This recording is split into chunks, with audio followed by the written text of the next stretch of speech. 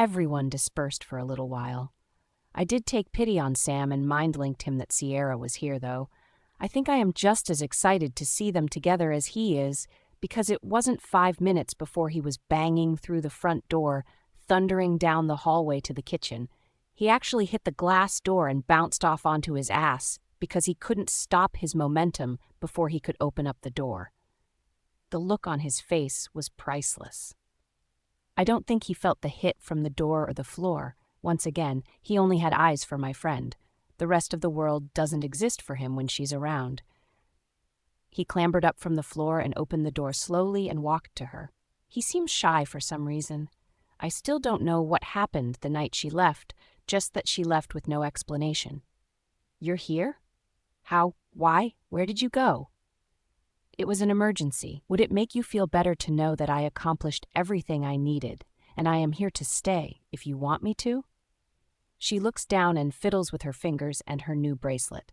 I have never seen either of them act shy, not even pretending.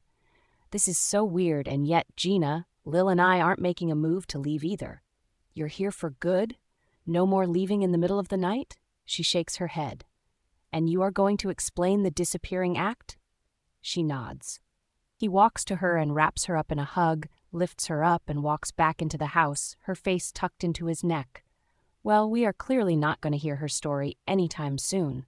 Lil laughs. "We should actually go see if Elena is settled. I'm interested to know if she can help us find that damn pentagram. You can't sense its magic, but maybe she can, or you guys can together."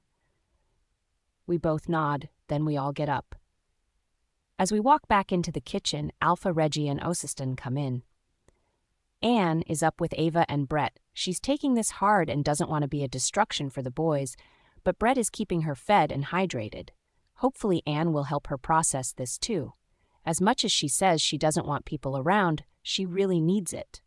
You should go visit her, little one. She would like that. I just shake my head, no. I haven't wanted to see her face after I took the life of her mate. No matter what he did to me, he was just laying there, helpless, and I took his life from him. She must hate me for real now. He wraps me in a hug but doesn't say anything else on the topic. "Why don't you show us this war room of yours? I'm interested in the surveillance you have set up. And you said you don't have any idea where this spell is originating from." Osiston breaks the short silence. "No, that's probably the most frustrating part. We are going to check the school again today. We did a quick sweep of it, along with the Cunningham's house and the Pack house, but something still feels like it's just off, and I'm missing something staring me right in the face. And I know the guys don't want us to, but I need to run the border. My wolf has been asking for days. The one thing Elena told me was to trust my instincts, and that thought won't go away. I need to run today. So I was thinking maybe if Osiston and Nicholas join us, the guys won't get super angry." I raise my eyebrows at them. "Does anyone actually tell you no, little one?" Nicholas asks, laughing. "Not usually, except for Sierra. She tells me no and tells me what I'm going to do all the time. All right, point me toward Nathaniel and go do your run, calm your wolf, and then we can all make the trip to the high school." "Thank you, Alpha Reggie. It's Uncle here, little one." He just smiles at me, then gestures for me to lead the way. "You gonna explain that one?" "Not a lot to explain, Gina. Mateo and I are distant relatives of his from our mom, but the greats and grands and twice removed is too complicated, so he said to call him Uncle. I just don't when I'm in a warrior capacity." Huh? That simple?" "Yep, he found out when they brought me to the Royal Pack originally. That's what Doc Sylvia kept testing for." "And you never thought to mention your royalty?" "Seriously, Lil? How would that conversation have gone down? I don't even call myself a beta here. Why in the world would I be like, hey, I'm Skylar and I'm fifth in line to the throne?" I pin her with a look. Her only response is rolling her eyes. "Nathaniel, I brought you some friends." I open the door, the office he's posted up in. Perfect timing. We have movement and we are going to need all hands. "What do you mean?" I rushed over to him. "There was a group that came into view about an hour ago." He points to the screen. It's an area just outside the mainland entrance to our peninsula. Nothing hostile in appearance, and they aren't carrying anything. Wyatt and a group of guys were notified, and they are hidden but on site. But about 5 minutes ago, 10 more people showed up. They clearly know that I have cameras. Their faces are covered, but this time they were carrying something. It was big, like the size of a person. He looks at me. We got confirmation that all of our people made it to the royal pack, though, so who could it be? No idea, but we haven't heard from all of the elite warrior groups that have been outside this stupid bubble we are in. I don't even hesitate. I run out the door, Lil and Gina hot on my heels. I shift to get my full speed as I link all the warriors, telling them to be on alert. All patrols are to slow and really take in all the details of their surroundings. Anyone not on patrol is now on call and should be geared up and ready to deploy at any moment. I send the same message to pack members. We slow as we approach the area. We are currently downwind, and I want to keep it that way. We may not be able to scent them, but I'm so used to not being able to scent the enemy, I don't even look for it anymore. I can see another team about 40 feet from us, closer to the center of the entrance. I open my link to everyone. We have a visual. There are 22, and there is something in the middle of the group, but I don't have a clear visual. Does anyone else? Got you covered, Midge. The way they flopped it around, it's a body that is either unconscious or dead. They have been moving in a circle for a few minutes now. Looks like they might be starting some kind of casting, but no one has said anything. I shift to my wolf again. I can't smell them naturally, so I can't tell if they are all wolves or if some of them are casters or something else entirely. Wyatt and Jorge make a wide arc and double back to try and trap them in. Midge, this feels like a trap, but we haven't come across anything yet. What the hell is going on? No idea, but if it's Mike, who the fuck knows what he is thinking? We all stop as one of the group approaches the lump that is Gentry. They sit her up and pull the cloth off of her head. She looks around, but it isn't wild or frightened. She is slow and confused. She's probably drugged like Gina and I were. Oliver, we need Elena here now. Where's here, Biddy, and when did Elena get here? No time for talk. Elena is here. Came in with Reggie and the whole crew. We are on the mainland border. A group has Gentry, we have eyes on her, and I need Elena. Move your ass. I thought we said no more patrols for you. Target. Why weren't we notified of a threat? Bite me, Dakota, and get up here to help, or stay the fuck out of my way. There's your notification. We're coming, but you shouldn't be on patrol. Please tell me you weren't dumb enough to go alone at least. I cut them both off. I will not be lectured. When you three finally kiss and make up, remind me to be in the next pack over. Shut up, Lillian. I can't wait to put a face with those flaming red cheeks. Oscar, no. More than one, as I recall. Oscar, mission, focus. The three of them keep laughing as we stalk forward. It has to be some kind of twisted, broken part of our brains that we can joke about sucks as we are heading into a hostage rescue mission. Details will be needed, and if you don't give them freely, I will enlist the help of Sierra. Never mind, I'm going to just have her ask anyway. It will be way more fun. I hate you, you know that? Not a chance. You are stuck with me, Midge. We are in position. Check in.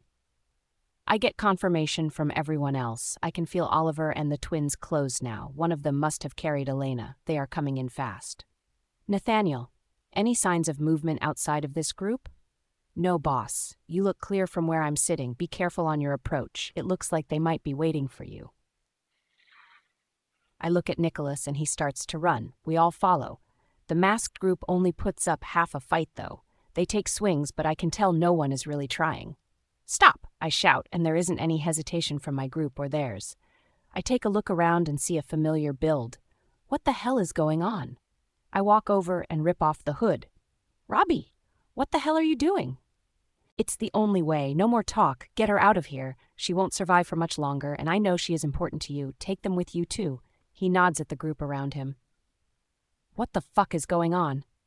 Osiston is right behind me. Damn, I forgot how fast and quiet he is. I ignore him, of course. Are they trapped by the binding spell? Robbie hangs his head. Yes, but there has to be a way to free them. You have to find a way. No offense, but no, you may have let Gina and I go, but you have had plenty of time to reach out. I don't trust you. And you shouldn't, but I told you I am trying to make this right. Mike is getting worse, and you are the only thing he is focused on. He's even cut off communication with the Rogue King.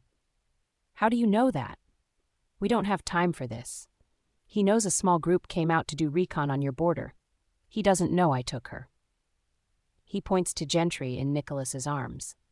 Or brought more people. So either kill me or let me go back before he decides to search. They are here to be freed, but they can be tracked because of the spell. They need to be released completely. Figure it out or don't, but now it's on your head if they die. What the fuck did you just say to her? Cam slides in behind me. Don't lay out threats when you can't handle the consequences. None of your business, baby Alpha. He doesn't take his focus off of me. Cam growls and tries to push forward. I shoot my hand out and feel Osiston move next to me, most likely holding him back. Cam stays right behind me and places a hand on my shoulder. Mike is obviously close enough and I can't take him down alone. I can't get out until he dies. You and your pack won't be free until he dies. Dakota walks up and places a hand on my other shoulder, letting a soft grumble out. Robbie looks at their hands on my shoulder, then back to my face. Figures. He shakes his head and then smiles and leans so close our noses touch, takes a deep breath and whispers, "See you around, baby Luna." Then he just turns and takes off. I blink and look over to Elena, leaning over Gentry. She's in good hands, but she needs a hospital. "Hey boss, do we follow?" Wyatt asks, and I look at Osiston. I am so out of my depth here. I took the lead because it's my pack, but it's hard not to relinquish that lead to people I have been taking orders from for 2 years now. They have more experience at this than I do. Do you trust him, little one? No, there is always something more going on, but he has also had way too many chances to hurt me, so I don't think that's his thing. He still needs me alive for now. This brought on growls from behind me. I know it's the twins, but there are more too. I just don't care enough to look. I feel so overwhelmed all of a sudden. Let him go. Round these folks up, and let's take care of Gentry. We are more than likely being watched, so take them as prisoners for now, and we can figure out what this kid's game is. We need to see if they all have trackers before we leave this spot. Mike may know we have them, he may not, but we are not leading him straight to where we will keep them. I look around for Sierra. I'm hoping that her time away was spent figuring out some of this shit with her parents. I know she's here somewhere. Neither her or Sam would miss this. "Sierra, where are you?" I yell over the crowd. Some of these people look scared and malnourished. Her and Sam walk up to me, ready to work. "Please tell me your mom told you how to locate and remove the trackers that Mike puts in his people." Yeah, but it will take time. Don't you think we are exposed out here?" "Yes, but I don't want to move them until all the trackers are out, that we can at least control. We'll just dump them here, or see if Nathaniel can hijack these too and make it look like they took off as deserters. That would be best." "Okay," she says to me, and then looks at the group. "Does anyone else have medical training? It would be helpful to get this done quickly." A few people raise their hands, including Gina and Lil. They are both rubbing absently at their warrior brands, and I make a mental note to watch them, especially after how they looked with the spell from the bracelet. I hope I didn't do anything to harm them. Do your thing. I will work something out with Osiston for holding them when you're done. She nods and gets to work. I walk to Osiston and the twins. I guess I should probably include them too. I'm trying to avoid talking to them as much as possible, but whatever.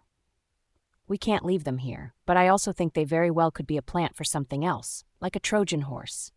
I want to really check them over, but we need to get them out of here and cared for. Mike is a duck, and no one deserves to be treated like this. Even if they chose to follow him, they didn't sign up for this abuse. Where should we put them for now? I look at the twins. They are the alphas now, and should be making this decision. Why don't we put them at the school? The nurse's office has basic first aid stuff, and the kitchen can supply meals for a lot of people. We should probably expect more if this kid thinks he can just drop captives off to you. Dakota growls. What's that story anyway? Not now. It goes along with the eyes in the box Gina and I received. I'm going to help get Gentry loaded, and then Osiston, Alpha Reggie and you guys can go over some kind of plan now that we know Mike's close enough to drag unconscious bodies around. Nicholas was able to carry her to a truck. One of the warriors drove up in order to take her to the pack hospital. She's conscious at least, but that's about all the good news. Gina made quick work of locating the trackers and teaching 2 other warriors how to get them out, while Gina and Lil helped patch them up after. Apparently Mike's doctors were not super original and they were all in the back of the neck like Gina's and mine. I did mention to Nicholas to have our docs do a full scan to make sure they were the only trackers placed. We managed to get the 12 people left loaded into 3 vehicles and taken to the school. Nathaniel set up a security alarm system for the doors so we could lock them in the gym. I swear that boy has tech growing off of him. Cameron and Dakota figured that would be the best, since the locker rooms are attached, so they could shower and use the bathroom without having a ton of warriors on duty escorting them around. It also gave us a chance to do a quick sweep of the school for the pentagram. It's like trying to find Waldo in a Where's Waldo picture. We know it's here, right in front of us, but no one can see it yet. By the time we are done with all of the newcomers and the second sweep, then checking on Gentry, who is fast asleep with Nicholas by her side. It is almost midnight as we are pulling into the driveway. The truck is overflowing between my pack friends and my warrior friends. I am so tired that I didn't even complain when Dakota put me in the front seat between him and Cameron. I just want to sleep and shower, possibly in that order. As we all step out ready to trudge up to bed, we hear a voice from the porch. "Oh my goddess, look at you. You look so tired and worn out. Let me take you upstairs and help you relax after your hard day." Kaylee runs up to Cam. I now realize he is her go-to. Then it hits me.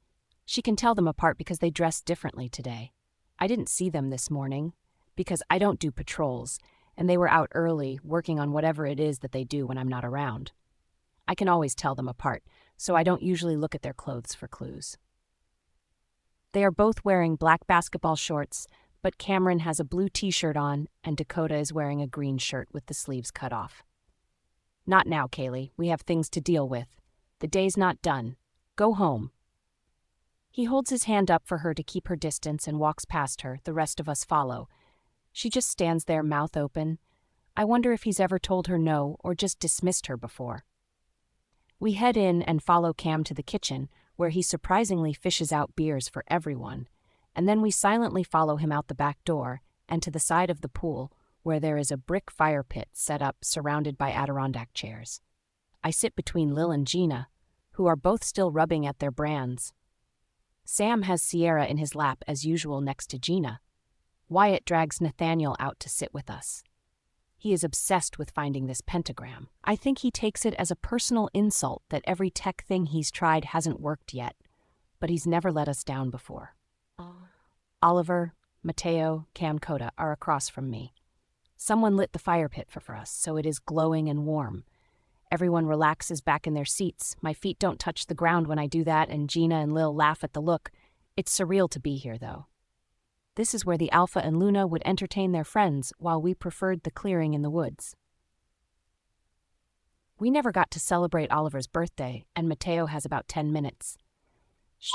Shit is going to hit the fan soon, so I think we should celebrate the good things while we can. Sam, we'll get to you later. He laughs, and we all join in. It's light and fun, and breaks the bubble of tension that has surrounded us since we found Gentry. We start to talk about the new people and what that might mean, and of course Dakota brings back the conversation of Robbie, just as Mina, Xander, and Oscar join us. "Isn't it past your bedtime, Prigo?" "Not on your guy's birthday, but I probably won't last super long." She giggles and sits on Xander's lap while maintaining a handhold on Oscar. That just seems overwhelming to have to entertain 2 all the time. I break that train of thought, looking at my phone. It's time. Happy 18th birthday, Mateo. I hold up my beer and the rest do the same. I hope it's enough to distract everyone, but of course, luck would not be on my side. Yes, happy birthday, Mateo. I hope your mate is strong enough to put up with you and smart enough to team up with your sister against you. Mina laughs and Mateo smiles. Then she looks back at me. So what is this I hear about Robbie dropping off random people? I groan a little at her. That is it, literally. He got our attention by carrying Gentry in like a dead body, and then he told me to keep her and the dozen extra people he brought. He told us to figure out how to free them from the binding spell, then just left. That is not all he did. Dakota growls. He was way too comfortable with you, and if he ever gets in your face like that again, I will rip his head off. Stop. He wasn't in my face. He just got close enough to tell me something he didn't want anyone else to hear. What did he say to you? Mina asks suspiciously. He wasn't overly talkative. Nothing relevant to this situation. I know this conversation is not over by a long shot. What I want to know is, why did he bring those captives to you? How did he know you would take them in? Mateo asks. Once they had me with Gina, they spent a lot of time figuring out who and how powerful we were. They found out I was a Beta's kid, so Robbie probably thought I had some pull in the pack to bring in outsiders. He helped get us out, and as a former captive, he probably assumed I would help others. I shrug.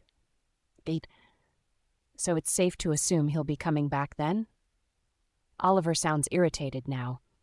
I need these boys to find their mates and give me a break already. Nope, we are not doing the pissing match thing again. There is no interest there, and yes, if he asks for my help and we know the request is legit, I will help. I'm not dumb enough to think this is 100% innocent, but like so many times before, you guys weren't there, so you don't get to be angry on my behalf for the situation now. That's not fair, and you know it. Had you kept any kind of communication going and told us what the plan was, none of us would have let you. Cameron stops, closes his eyes, and takes a breath. This is not about you being weak and not being able to handle hard situations. Clearly you can. You've apparently been designed specifically for them. He opens his eyes. This is about you putting yourself in harm's way and how gut-wrenching it is to witness, or to hear about after the fact and not being able to do what we're designed for, to protect our pack members, which you are one of huge importance. I roll my eyes, but let it go. He had a decent save catching his misogynistic comment. I am tired and just want to hang with my friends a little longer in this kind of comfort. Gina stands next to me. I'm going to grab one more. Do you want one? She looks at me then, Lil. I'll take one, Lil says as I shake my head. I never really got the appeal of beer. Gina grabs both of our bottles and starts to head between Mateo and Oliver's chairs. Somehow she manages to trip, toss the bottles onto the grass behind them, and land with a hand on each of their shoulders. Mateo's growl rips through the backyard. Do not touch my mate. What are you? She starts, but then grabs her arm. Skylar, it burns. She turns to me, shaking her arm. Oh, shut, Sierra, it's just like Mina. Do you remember what your mom did? Wyatt, go get Elena. We need help. Her brand is burning off. I run for Gina and kind of throw her in Mateo's lap. As far as I'm concerned, that's the best place for her. He should be calmish, and his presence will help her. What do you mean, burning off? Mateo yells at me, but wraps an arm around her waist, and the other is tilting her head back to his shoulder, stroking her hair. This is what happened to Mina when she felt her bond to Xander and Oscar. Yeah, but I passed out. That garnered another growl from Mateo. You have two mates, double the sensation. Gina, breathe for me, okay? I'm right here. Mateo is here. At least Mina was right. I try to joke. Mateo got a mate who would side with me in a fight. She smiles a small smile, and then her whole face falls and she tries to get up, but her body breaks out into shivers and she's sweating as she shakes her head. Mateo's grip tightens. I don't want a mate. I can't be someone's mate. You know I can't. This isn't fair to him. She's looking at me, pleading, like we are the only two people here. I know what she's talking about. We have had this conversation so many times. It's her biggest fear after everything she went through with Mike. Yes, you can. Breathe. She takes a deep breath in, and I know my brother's scent is helping her as Elena walks out. Well, you and your friends certainly have no idea of what downtime means, do you? Let me see. She pulls Gina's arm towards her and she whispers a few words. I don't understand, and then Gina's body is calm, but she is still very upset. She covers her face and I know she is crying, but it's silent. Mateo buries his face in her hair. She has been so afraid of finding her mate, and she probably thought the warrior brand would give her more time. I'm sure I speak for everyone when I say, "What the hell was that?" Oliver asks. I didn't realize they had all gotten up to surround us. We have partial brands. They were only designed to last until the end of this summer. That was the deal I made with Osiston when he let me have mine. Mina and Gina were the same.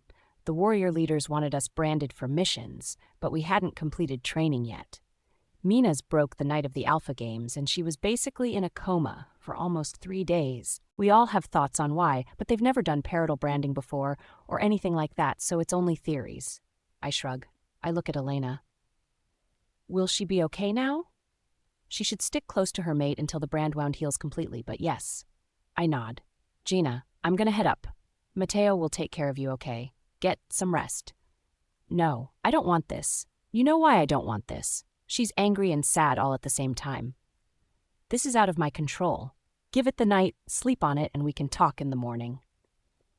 I look around for any kind of help, and I see that I have been left alone with my brother and his reluctant mate. Bunch of traitors. I will just reject. Matteo claps his hand over her mouth. Stop talking, mate. You will not be rejecting anything. I won't accept it. You are mine. He growls, and I see the fire in my friend's eye reignite. I am so out of here. This fight and more than likely makeup session is not something I want to be a part of. I head in through the patio door, looking over my shoulder at them, and smile. She is up in his face, pointing a finger into his chest, looking back to her normal alpha self. I'll hand it to my brother, though. He's taking her alpha aura pretty well and gesturing just as wildly, fighting her on whatever excuse she's giving him. I don't make it 2 steps in the door when I run right into a hard chest. Umph. The hell? I catch myself on the door frame. Is that what will happen to you, Smalls? I roll my eyes. I can't help thinking, oh, now they care if something hurts me. I still don't know if they are aware of what their parents think about me possibly being their mate. I can't bring myself to ask, though. I don't want to know right now. I'm still not done being angry with them. And if they don't know, I don't want to put the idea in their head only for it to backfire later. I also want them to want to try and mend our friendship because they want to, not because they have to. I have at least gotten that far with how I feel about this whole damn thing. I hope not. We were only supposed to have our warrior brands until the end of this summer, like I said before. They are both over 18, which is my guess as to why the mate bond was able to override the partial brand. The brand was already weakening. They seemed to itch like a motherfucker, like a bad interaction with a wolfsbane plant. The mate bond probably speeds up the process. I will have a full, almost 10 months after my brand fades before I can even sense my mate. I should be fine. I go to move past Dakota and see Cameron standing not far behind him. Why does she not want a mate? I take a deep breath and roll my eyes, then look behind me. They are still standing close, but they don't seem to be shouting anymore. This isn't my story to tell, but I don't think she really wants to tell it either. Come on. I lead them back to the Luna's office and walk in to see Wyatt manning the controls. I need the room for a few minutes. Don't go far, though. Yes, boss. I roll my eyes again. I'm not your boss, idiot. He chuckles and pats me on the shoulder. You keep telling yourself that, Midge, whatever makes you sleep at night. I slam the door on his laughing face.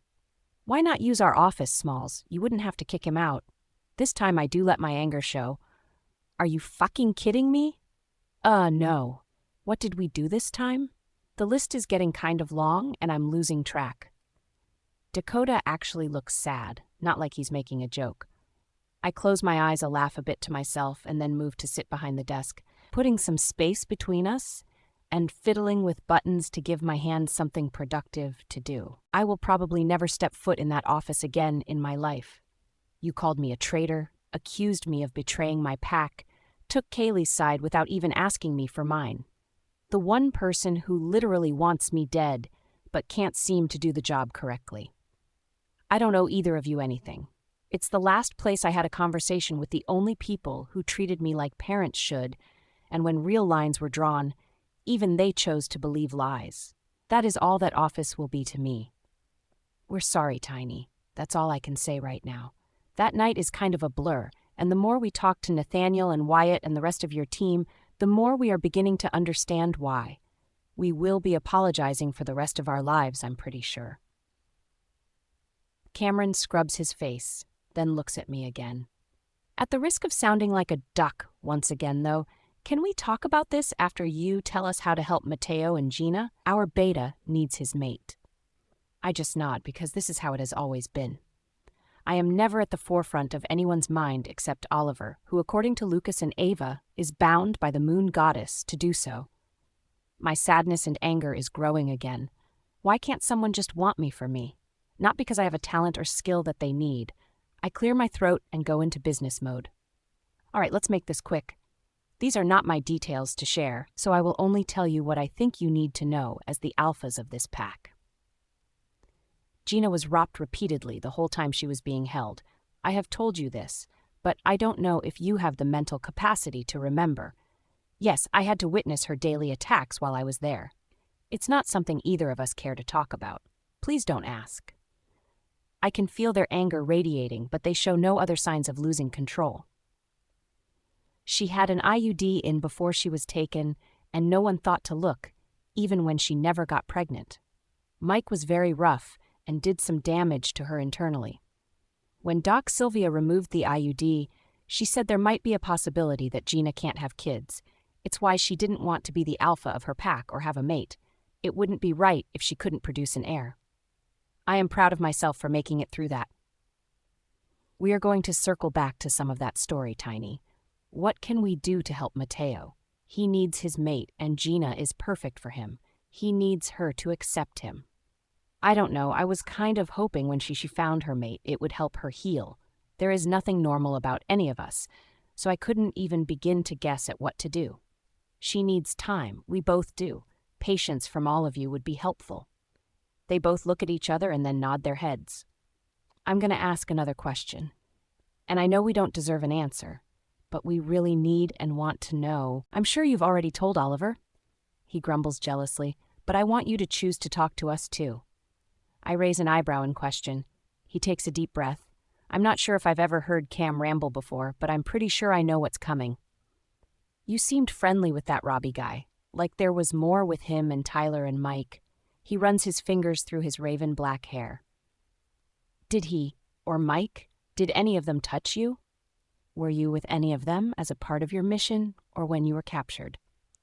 He's vibrating with anger just at the thought. Same as Oliver and Mateo. Yes, I did tell Oliver and my brother and your dad some of the details, some I'll take to my grave. I let that just sit there.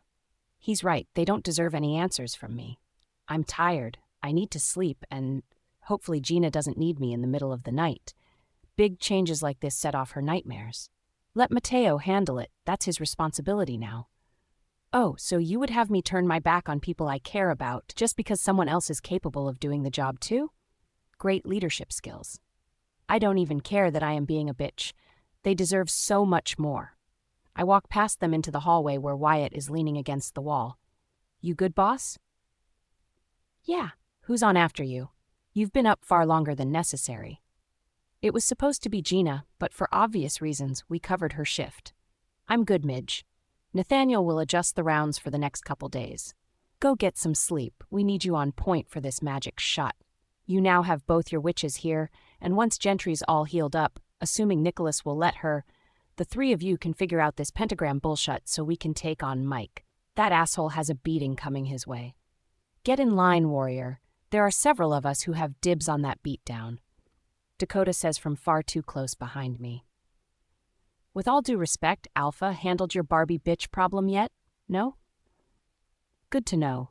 Just so we're clear, Midge's whole team is aware of the things she went through before arriving at warrior camp, and obviously the bullshit that is still going on because that skank is still here fucking with her. Neither of you were there when we found Midge and Gina after they saved themselves. If anyone has dibs on Mike's beatdown, it's them. Handle your pack first. He shoved past the twins. I'm surprised they let him. I just walked forward. Wyatt could handle himself, and he started that fight. Clearly lines are being drawn again, and it shouldn't make me happy, but it does. Mateo, put me down! Gina screams. I get to the end of the hallway, just in time to see my brother start up the stairs with Gina over his shoulder. Skylar, help me with this. Your brother is being an asshole. Skylar, if you come anywhere near her, I will forcefully mark her right here. You are coming with me, woman. Stop fighting. What? Get your fucking hands off me. She thrashes more. You are going to get us both killed if you don't stop moving. My brother is so calm. Sky? She looks down at me, propping herself with her hands on his butt. No, I don't think I'm going to help you out of this one. You are safe and need to hear him out at least. Some friend you are, Lil. She is not going to help you either. None of them are. We all make it to the second-floor landing. I turn to go to the room I share with just Lil now. Mateo grabs me with his free hand. Thank you, he whispers and then kisses me on the forehead. I am not going to side with you in any arguments, jackass. She grumbles at me. Perfect.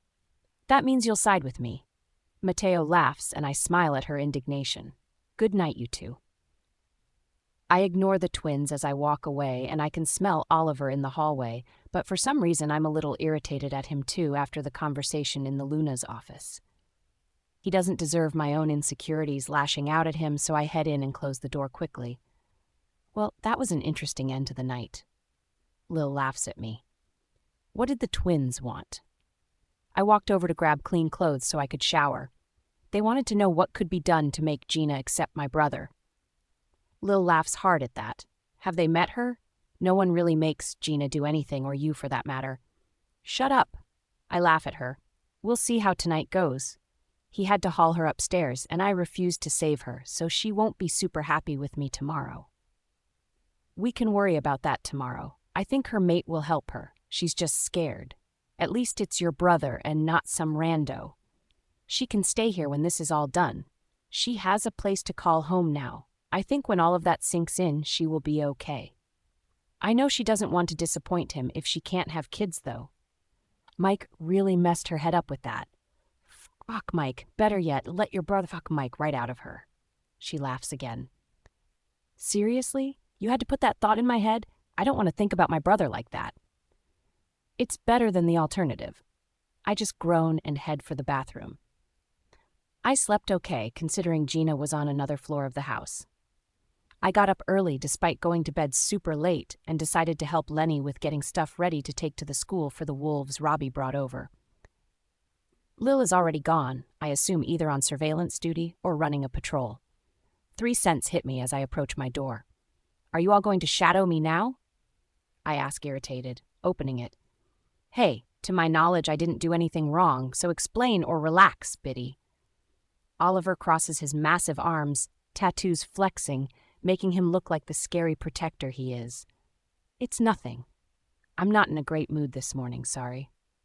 It's the best he's going to get right now, because I still feel the unhelpful sensation that he is only here with me by force.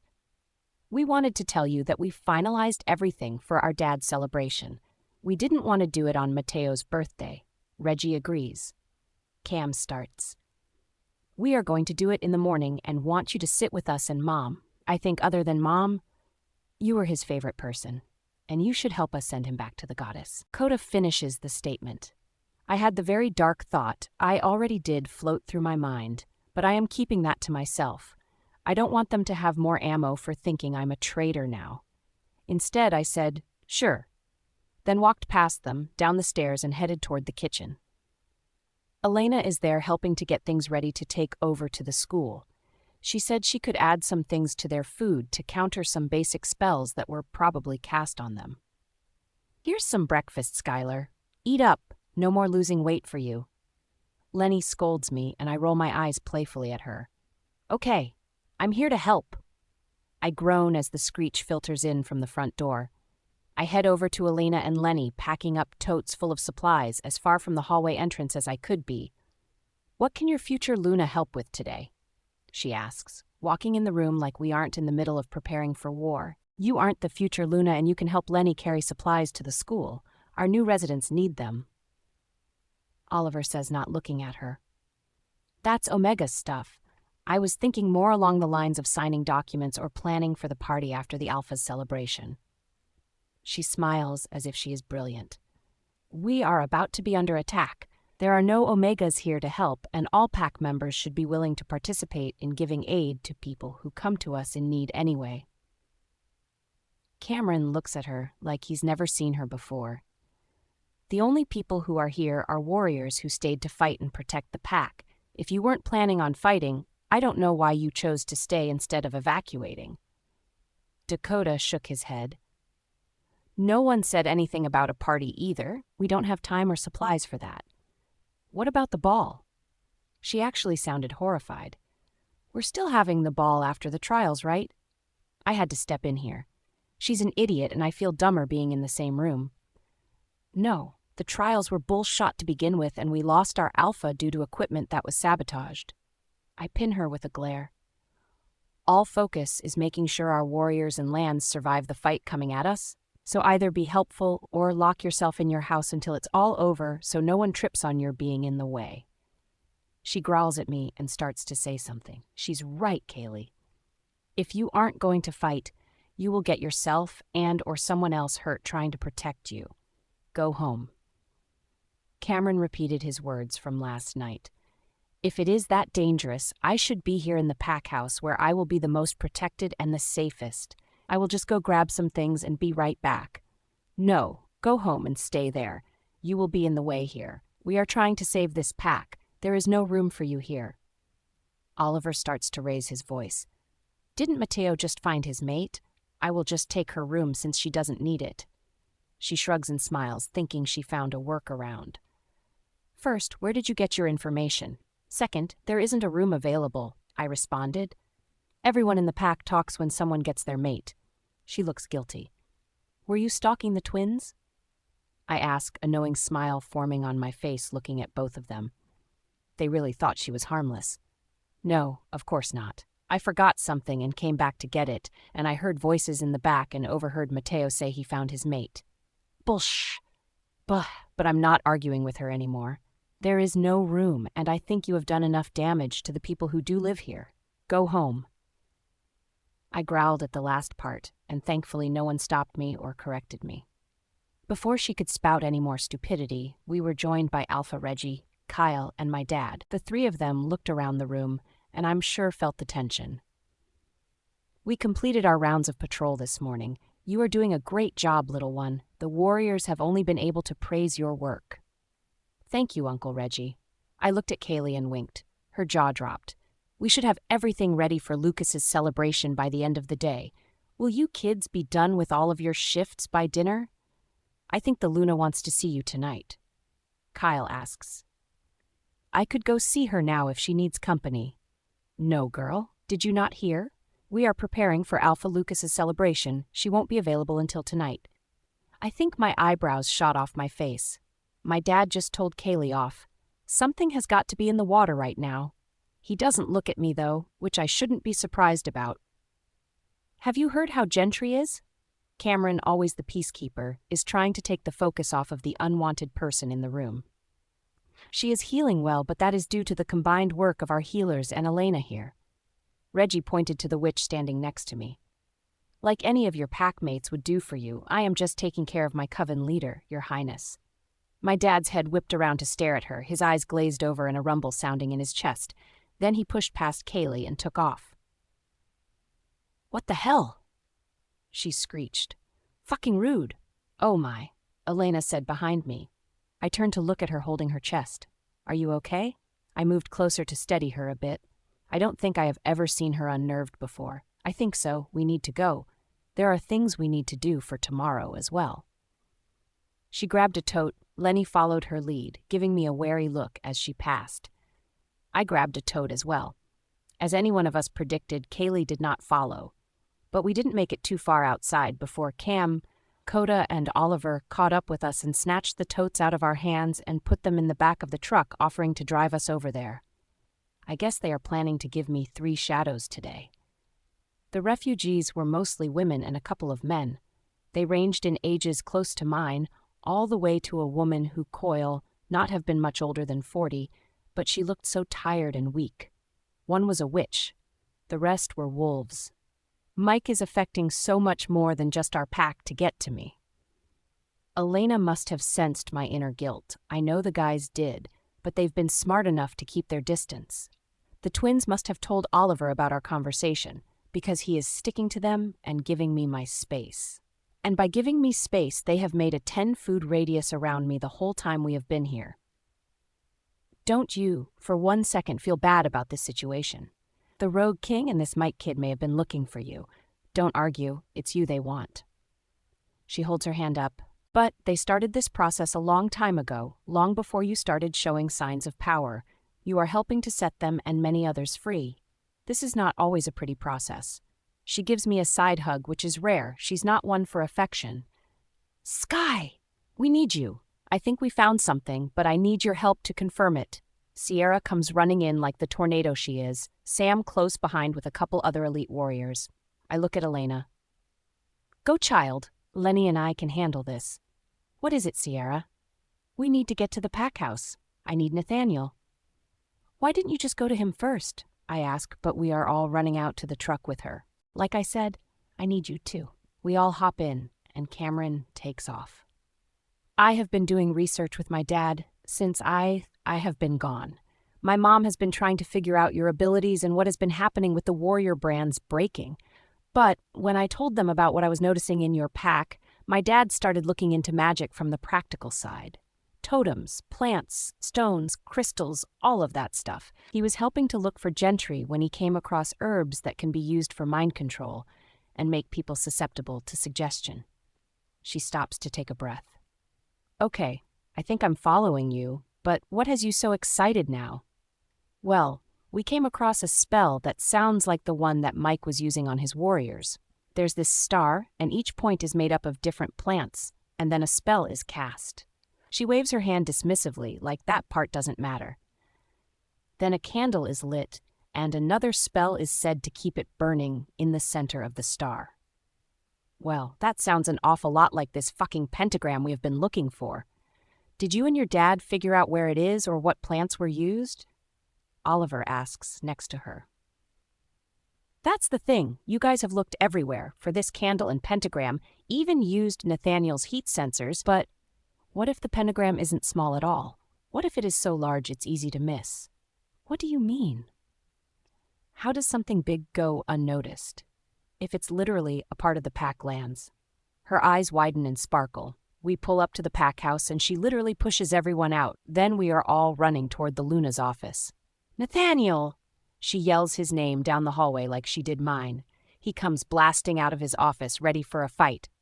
I need you! Can you get me eyes on the pack borders in very specific locations? He looks at her with a duh expression. And I need a paper map of the pack grounds. She looks around at all of us. I move to one of the side tables to grab the most recent one we have. Okay, can you get me eyes on this spot here? She points to a spot on the map that is the easternmost edge of the island. Nathaniel pulls it up easily. Yes! I knew it. She circles the spot on the map. Okay, now this spot, she points to another spot. He repeated the process again and again until there were 5 circles on the map evenly spaced. We all just keep watching her as she progresses through whatever it is that she is doing with Nathaniel and the search through the pack. She looks up expectantly. This is what my dad found. It's why I had to get out when I did. We couldn't guarantee that I wouldn't be affected by the magic. What are you talking about? Cam asks. This is the pentagram that you have been looking for. Look. She connects the different circles and it makes a star. The thing I notice is that the pack house is the center. Oh, shit! Are we safe here? Now the guys are looking at me. I think so. I think the spell was tied to the Alpha and the twins. The Alpha died, releasing his attachment, and you broke the twins free. I think that was the massive black stain you left on the ceiling of the hospital. I think you ripped the spell out of them. That's why it was so painful and aggressive. It didn't want to leave its host. But the spell's not gone, is it? I ask, feeling slightly defeated. Yes and no. I mean, you were strong enough to unintentionally cast out an evil entity living in the twins. For what I understand, that is hard to do with a skilled witch, and for you it was the side effect of your protection spell on them. She looks at them, and they look at their simple little woven bracelets and tattoos. I do think that since all of the elements are there, the spell can be recast. The problem is, none of you can be touched with Sky's protection. So talk me through all the things you have circled. I point to the map. Well, in many spells, herbs and plants are dried and bound for the spell, but live plants can also be used. When I found that out, I started looking around the pack for crops of plants that didn't look quite natural when I got back, and I found them. Oleander is used in love potions. She points to the eastern point and gives the guys a look. But it is hallucinogenic. Aconite or wolfsbane we are all familiar with brings harm to wolves, but is also used in spells to bring harm, and it is a paralytic. She points to the next circle. Then we have belladonna. It is used for beautifying glamours, making people see things. Another pointed look at the twins, pointing to the next circle. Hemlock is a sedative. The next circle. And wormwood is another hallucinogenic. So you all were susceptible to the suggestions given to you by the caster or casters. Wouldn't a witch have to cast something this elaborate? I ask. And what about this forever burning candle? I think if all the elements were in place, the witch who cast it could do that from anywhere probably, maybe even using a phone on speaker. That's a theory Dad wants to test, but obviously now is not the time. Or if all someone had to do was read words of an incantation, anyone could have set the spell. As far as the candle, I have a theory that only came to me this morning when we left for our run. I went out back with my coffee this morning, and the fire pit was lit. I thought it was a little strange, but then I thought maybe other come out to have their coffee, and it was just something nice in the midst of all the bullshot. But then I discovered the massive patch of wolfsbane, then the belladonna, then the hemlock. After that, I kept going and realized that they were roughly evenly spaced around the perimeter of the pack. Now that I've seen the map, I am convinced that the fire pit is the forever burning flame. That's crazy. There's no way anyone would put that much effort into a spell to control our dad. But they would, to get to Sky, or to take over a pack that they thought should be theirs. If the Cunninghams found common ground with Mike or the Rogue King, they would both get what they want out of this whole thing, just by controlling your dad. What no one expected was for the girl in the prophecy to be a badass that could outsmart them, outfight them, and use magic willingly against them. I had to sit down. I went to find a chair, but I was so distracted by everything I almost missed, and hands had to guide me down. Sierra isn't wrong. No matter how far-fetched all of this sounds, those are all elements that are in the book Elena gave me to know well and be aware of. They have healing properties for those who know how to use them, but their evil properties are what they are known for, and many are used in spells for controlling the mind. Poor Alpha Lucas didn't stand a chance, and to think he also made a deal he thought he would never have to fulfill to save his mate and pups, not knowing he was betting my life. There are so many signs that all of this is connected. I might actually be their mate, and I don't know if I even want to be Luna or to be with them after everything that has gone down. But this witch knew what she was asking Lucas for, and my life has been miserable because of it. I need to talk to Elena and Gentry about her, see what they know. I just wonder if this witch is working with the Rogue King, or if she is another problem that I have to worry about, and they are both coming at me at the same time. Then, I think if I am the twins' mate, and I don't accept them, none of us will gain our full powers, which could harm the pack, and my wolf only wants her mates. I couldn't do that to them in the pack, being responsible for putting all of those lives in danger. I don't know what to do. Hey, Biddy, we need you to check in with us here. You went somewhere in your head again, and I don't think the alphas are going to let me get away with kissing you to get you out of it, although it seems to be effective. He gruffly laughs at his own joke. I look at him and smile, only half seeing him, but I get what he's trying to do. My brain is all over the place, and I'm struggling to focus on any one thought. There is a lot going on, and I think I only caught some of it. What are you guys talking about?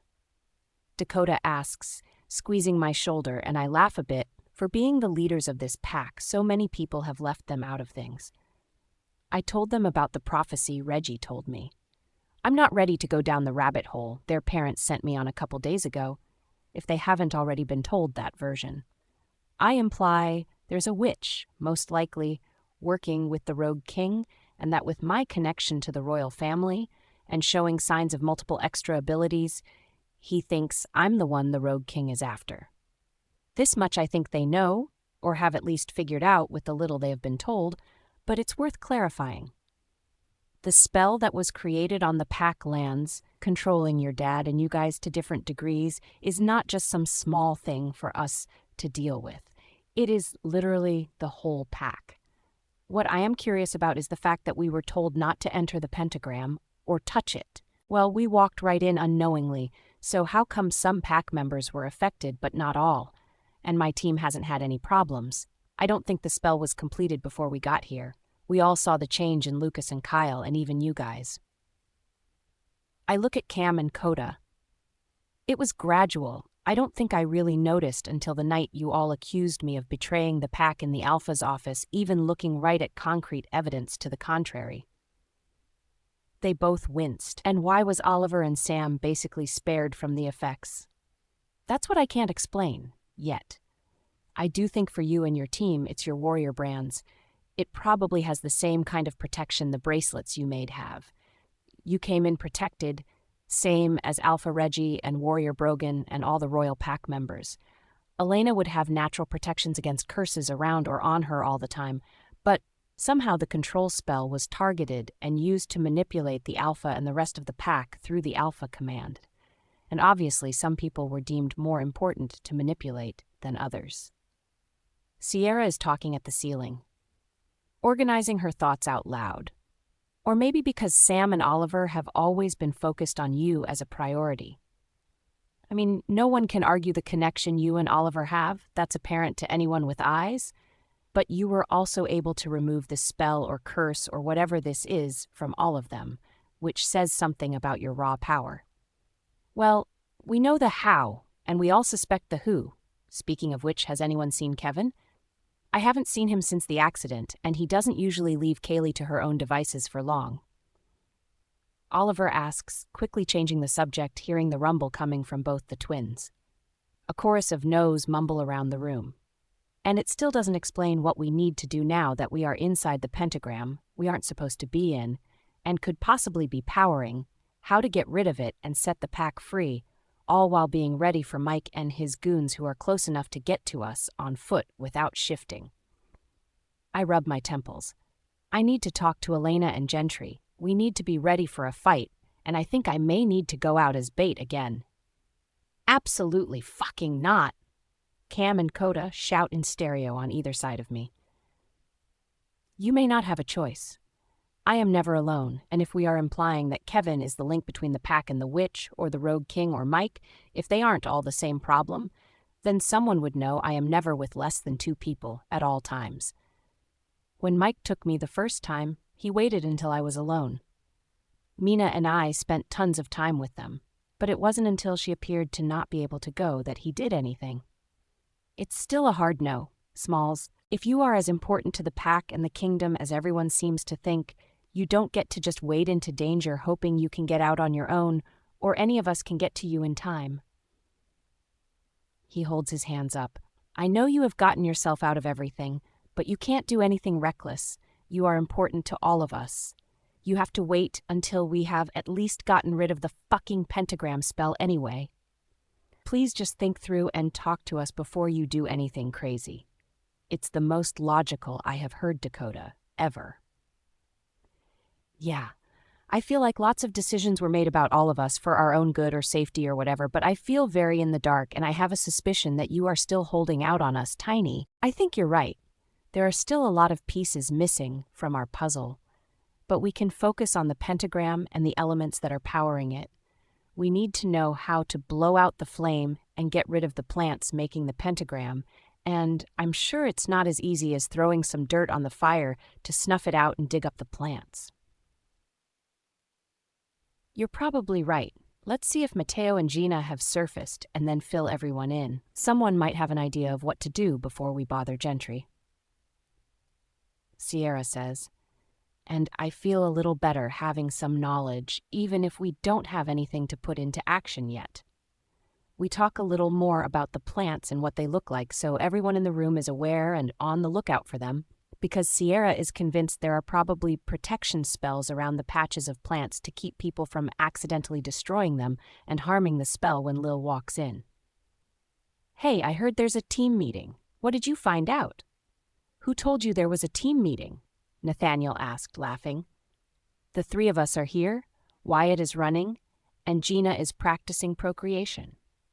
The three of us laugh at his joke. He doesn't talk a lot, and jokes really aren't his thing. But when he does, it's usually hilarious, and at the expense of one of us, and he will never let us live it down. Everyone else in the room looks at us like we are stupid, but we don't care. We passed a lot of boring, uncomfortable nights like this. If you must know, Lenny told me Sierra came into the school raving like a banshee, and it was important. I let Nathaniel fill her in on the Cliff's Notes version of the details.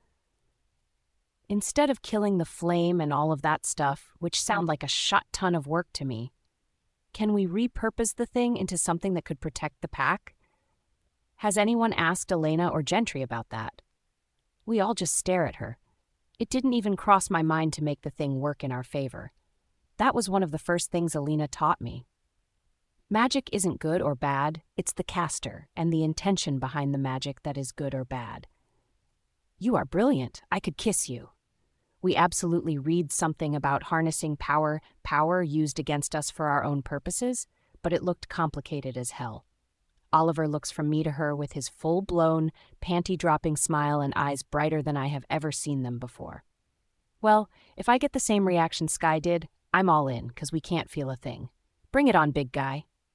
She uses my nickname for him, sticks her arms out, and puckers up. I don't find that it makes me jealous, though, like I have been when other girls throw themselves at him. I am actually comforted that all of my friends seem to be really getting along and gelling together. He scoops her into a hug, and they are both laughing as he gives her a kiss on the cheek. "We have to talk to Elena tonight. She is going to be the make or break if we can do any of this," he says, setting her down. "Problem is, I don't know if we will get a chance to talk about it tonight.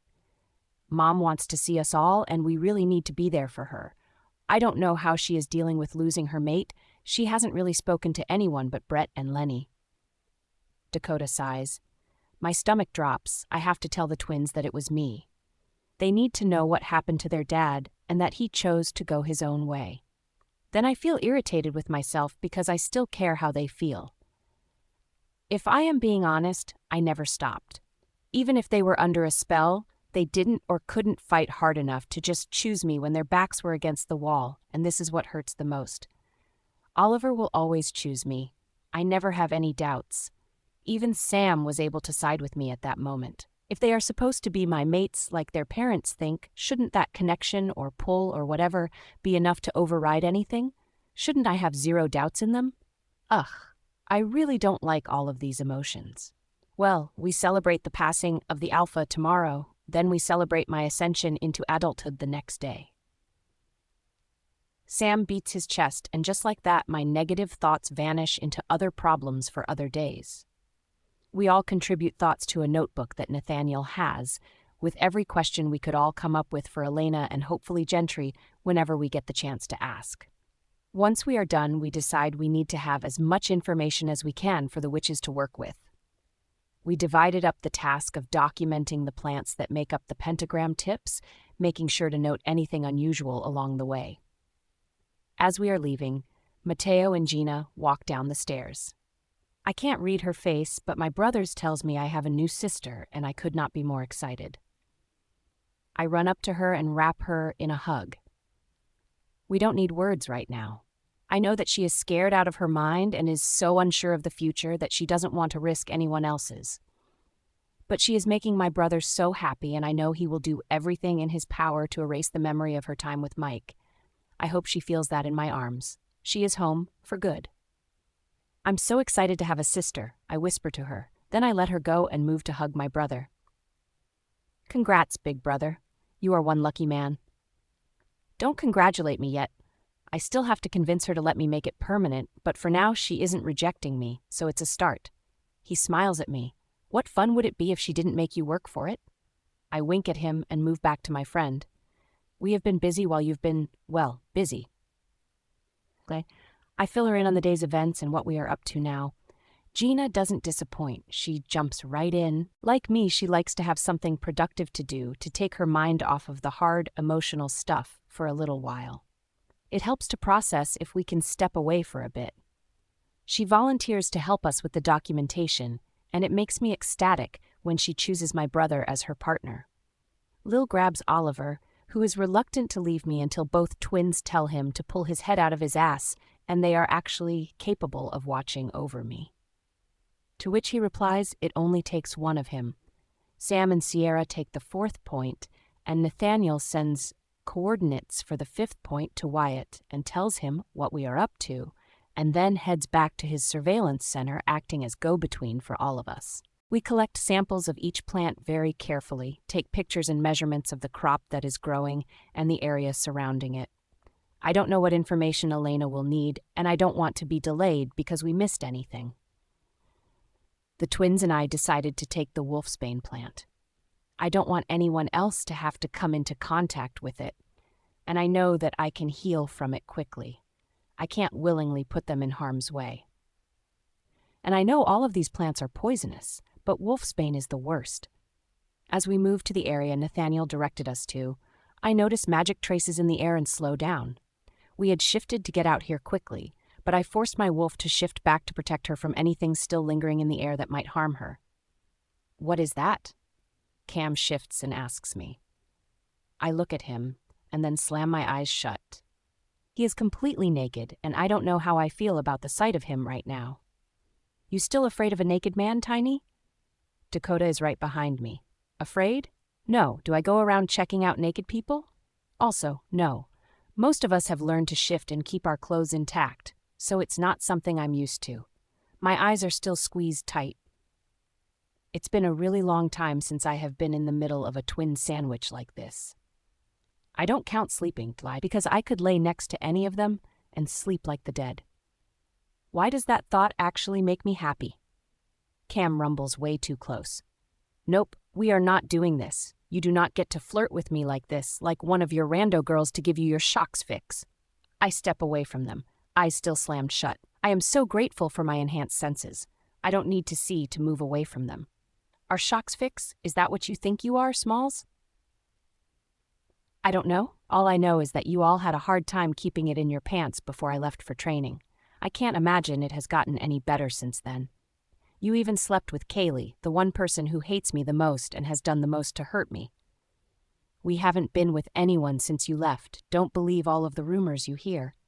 That's hard to believe when I could smell her on you. Not on your clothes, on you, your skin. Your scents were mixed with hers. Just because she tried, often, doesn't mean we slept with her. Why won't you believe that?" I whipped around, my temper flaring.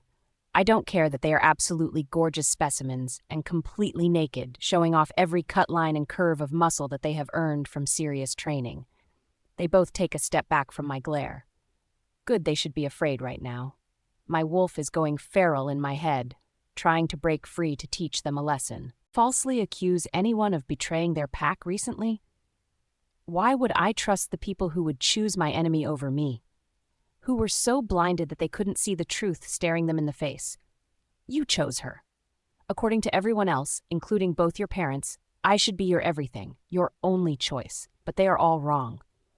The people who should choose me, like my dad and my brother, always put the job first.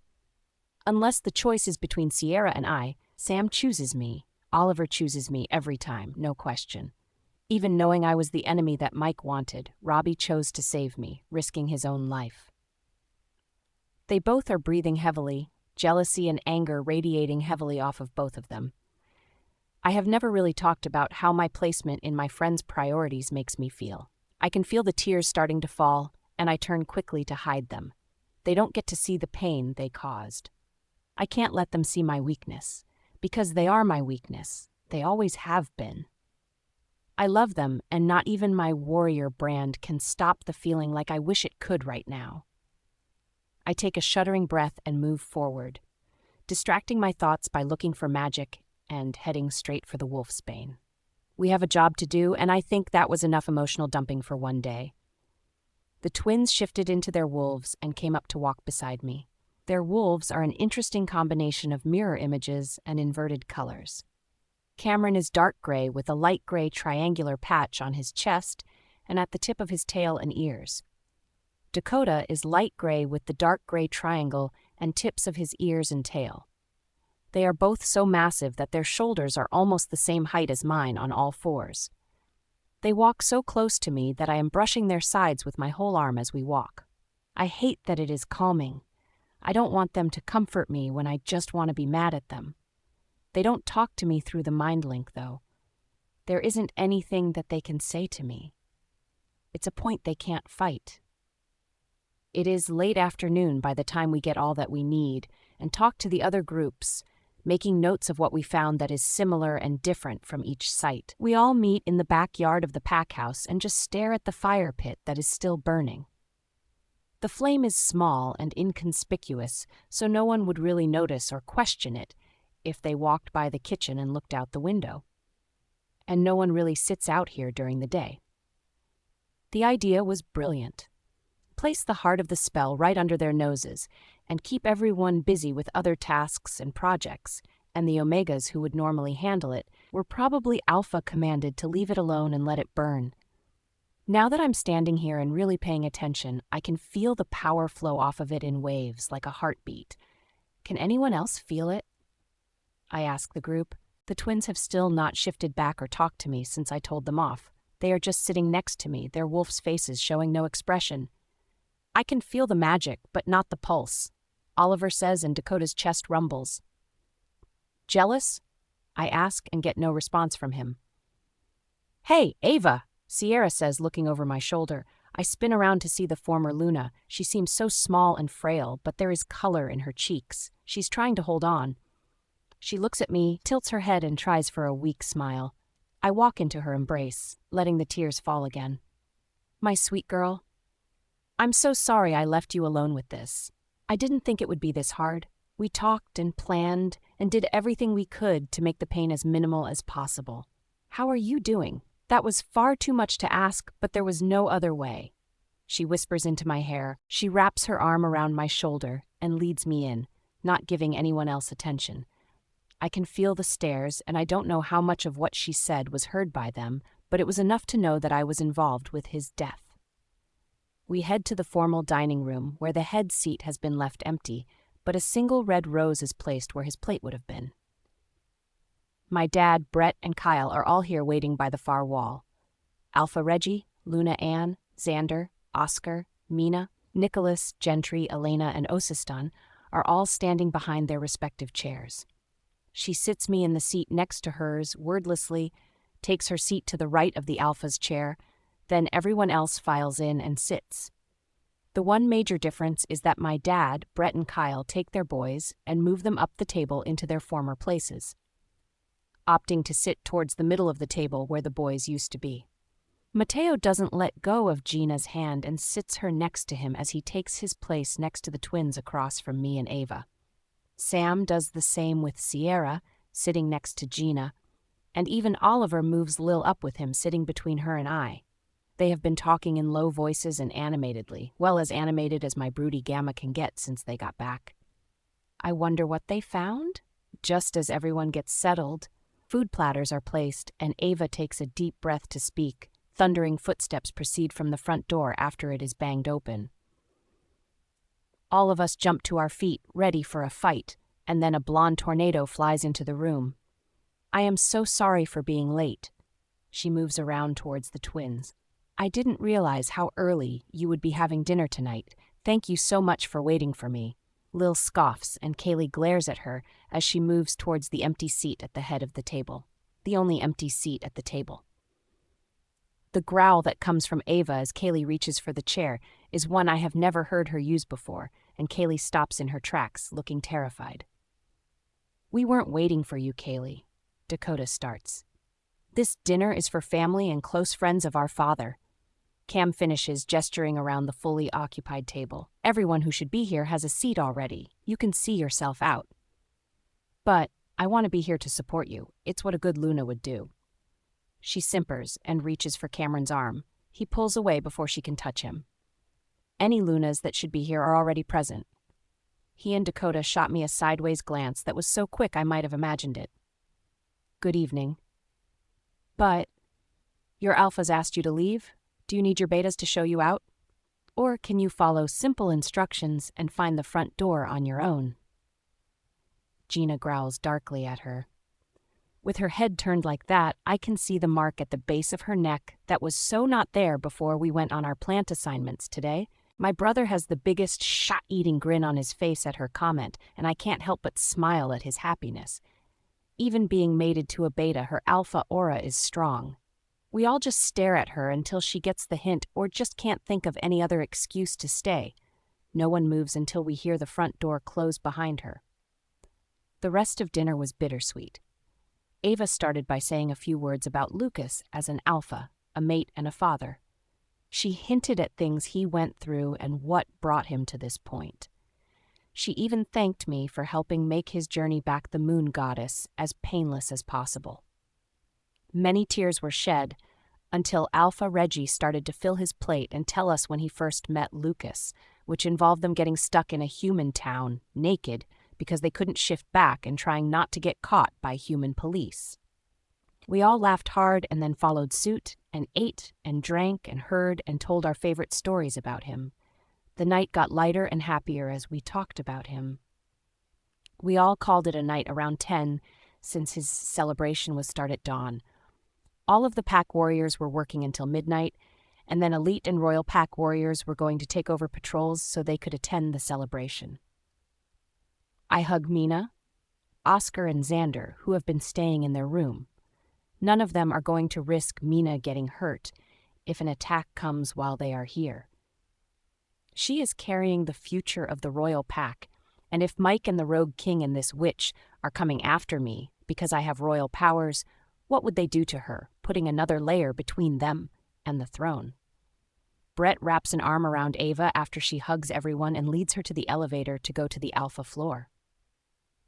From what she said, they have been packing and plan on moving her out after the celebration tomorrow. I'm not sure where she plans on going, but I think I understand. That was her place with Lucas. I don't know if I could live where I made a home with my mate after they passed either. I stop Elena and Gentry and tell them what we found. We don't have to do anything with it until after the celebration tomorrow. I just wanted you both to know what we discovered and get your input on how to either use it to our advantage or destroy it. What made you think to try and change the spell to something productive? Gentry asks. She is still a little gray-looking, but she sounds strong and determined. That was actually Lil. She's our resident pit bull, always on guard duty. Hey now, I'm not sure if you are trying to insult me or compliment me, but I have seen what magic does to Midge, and I wasn't sure if there was something we could use the current spell for without draining her of energy right before a fight. She shrugs like it's nothing. You have a good mind. Much like the Gamma here, you seem to understand the way magic works. Elena says, appraising my friend. Let us do some digging and we will let you know. Gentry grabs my wrist, firm but gentle. Stick close together tomorrow. The full transfer will render the alphas weak for the briefest amount of time. Maintain contact with them during the whole transfer. Gentry looks right at me. They will need your added strength. I close my eyes and breathe deep. It's like the universe is conspiring to put me in their constant orbit now that I don't want to be near them all the time. Like she's reading my mind, she says, "Trust your goddess. She has a plan, and I know that you have had the worst of things to deal with, but you are better for everything that you have dealt with."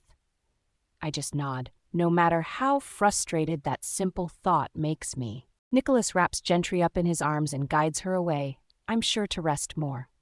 I also watch Elena walk over to my dad and start a conversation. I don't feel bad at all for the twinge of happiness at how uncomfortable he looks too. The rest of my friends disperse, and I make my way to the staircase alone. It's almost weird to be walking without the usual entourage, but I don't mind the space to breathe, no matter how brief. I get all the way to my room, knowing I am being watched, but no one is interrupting or forcing their presence on me.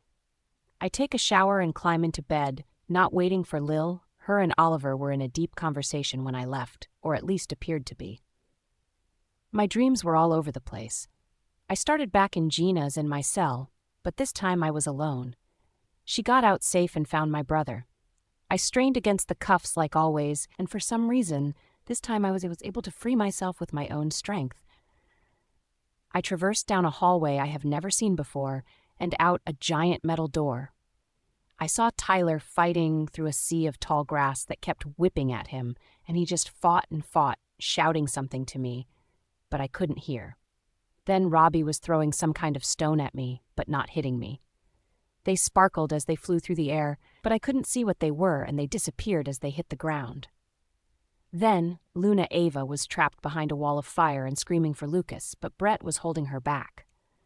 My dad and Kyle were laying on the ground dead. All my friends were fighting for their lives, bloody and bruised. Kaylee and Kevin were on the top of a white tower, eyes glowing red, waving hands around, conducting the wind, but still I heard no sound. There was a shadow behind them, dark and ominous, who pointed straight down. As I tracked where it was pointing, I gasped. Suspended from the ground were my guys hung by their wrists, heads lolling. I can't tell if they are conscious or breathing. I run towards them, but I don't seem to go anywhere. Then a soft, lispy voice is in my ear, coiling around me like a snake. Choose. You cannot save them all. Look at the ones who claim to love you, sacrificing themselves. But these 5 have always undervalued you, always thought of you last, if they even thought of you at all. Who will you try to save? The brother who loved you only slightly better than your father. The boy who only sought you out to gain your friend's attention. The boy who thinks you are not strong enough, always needing protection.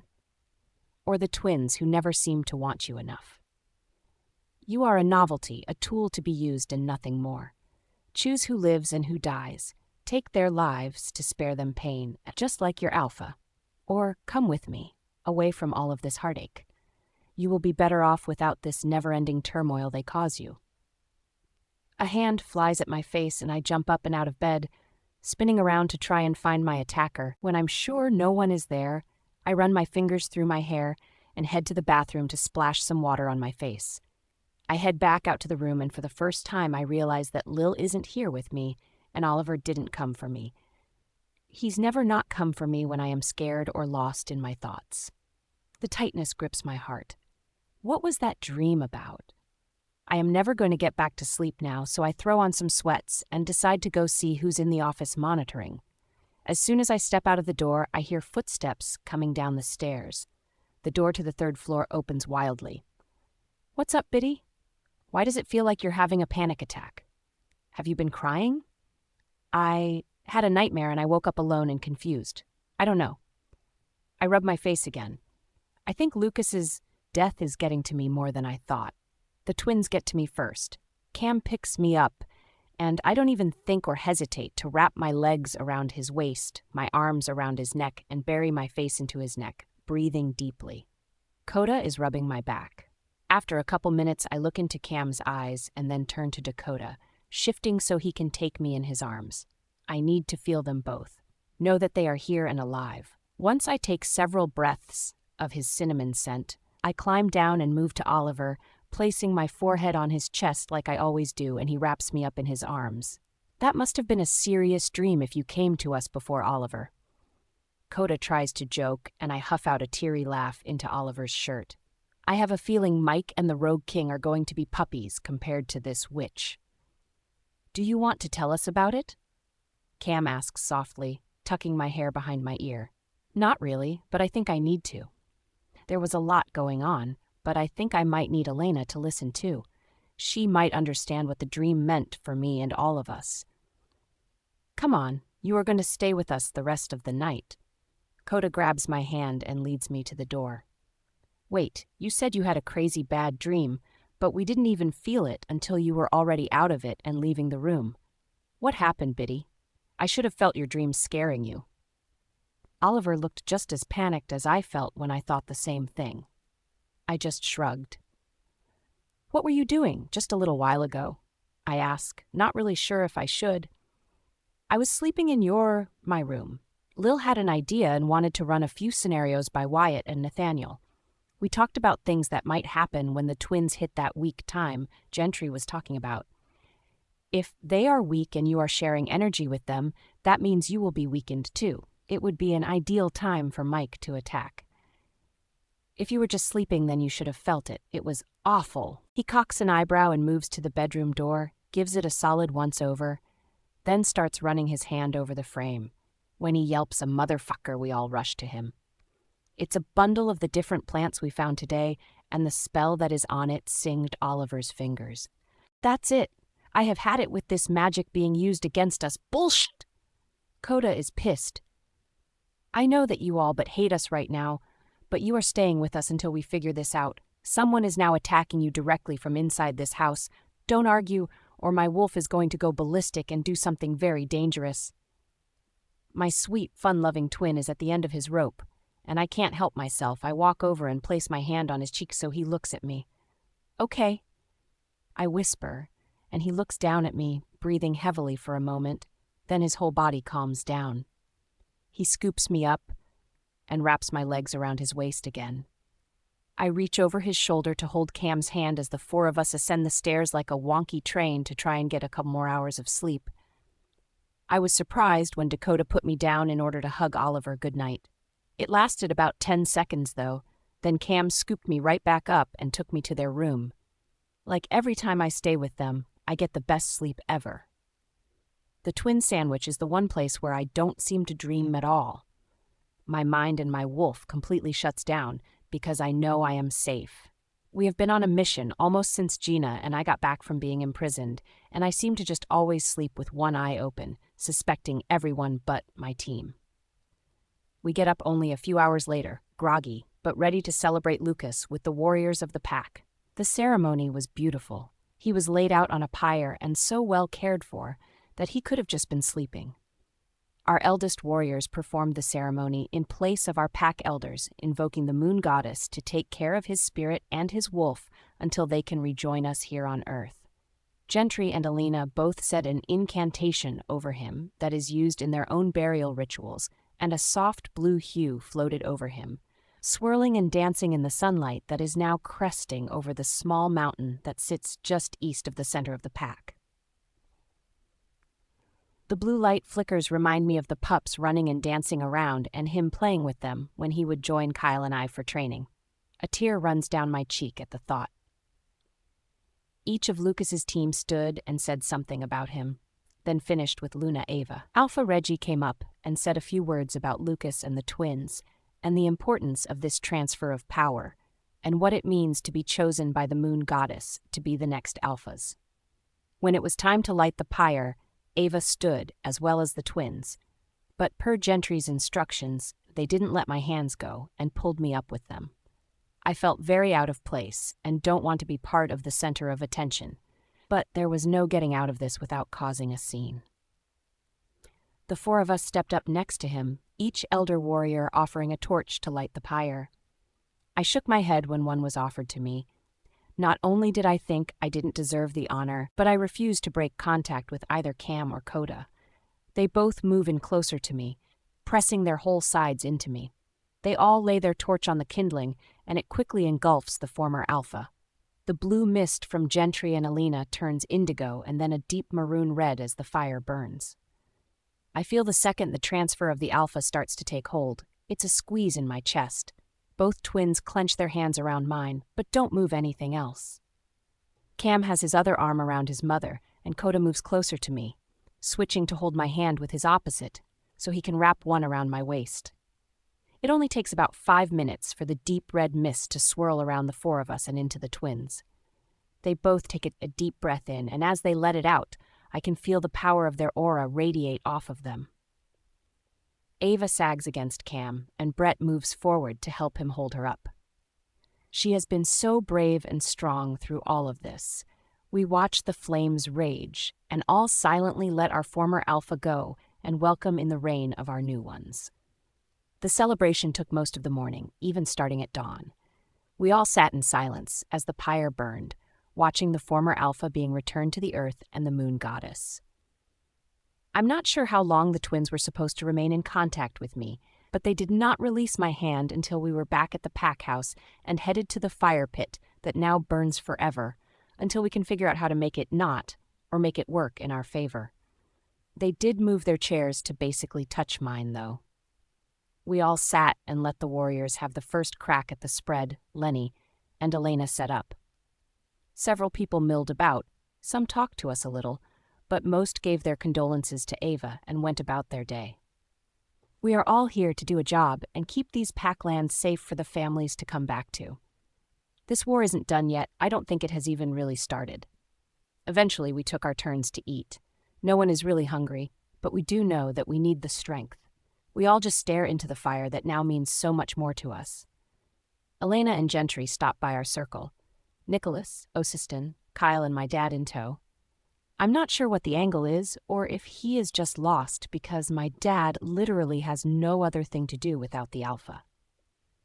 As I looked around while they all pulled up chairs, I noticed the sun already starting to set. Sure, he's training Mateo to help the twins, but this situation is not a typical transition. Most of the pack isn't even here. We are basically running it as if we were back at elite training camp. There's not a lot of general pack business to attend to. And to my surprise, he has now spent more time in my presence in the last couple days than he has in living memory. I'm pulled from my negative thoughts by Gentry. So we have discussed your idea about altering the pentagram. She starts, "It will be difficult and draining at first, since we do not have the original caster to alter it for us. But I think that we can use it to our advantage," Elena says. They talk in tandem, almost like the twins do sometimes. "For now, I believe that everyone here is safe, due to your quick thinking and added protections, Skylar. It will take us time to come up with the right incantations to counter everything that we know is affecting the pack, and then cover our bases for anything we suspect could be working against you, but it will take a few days."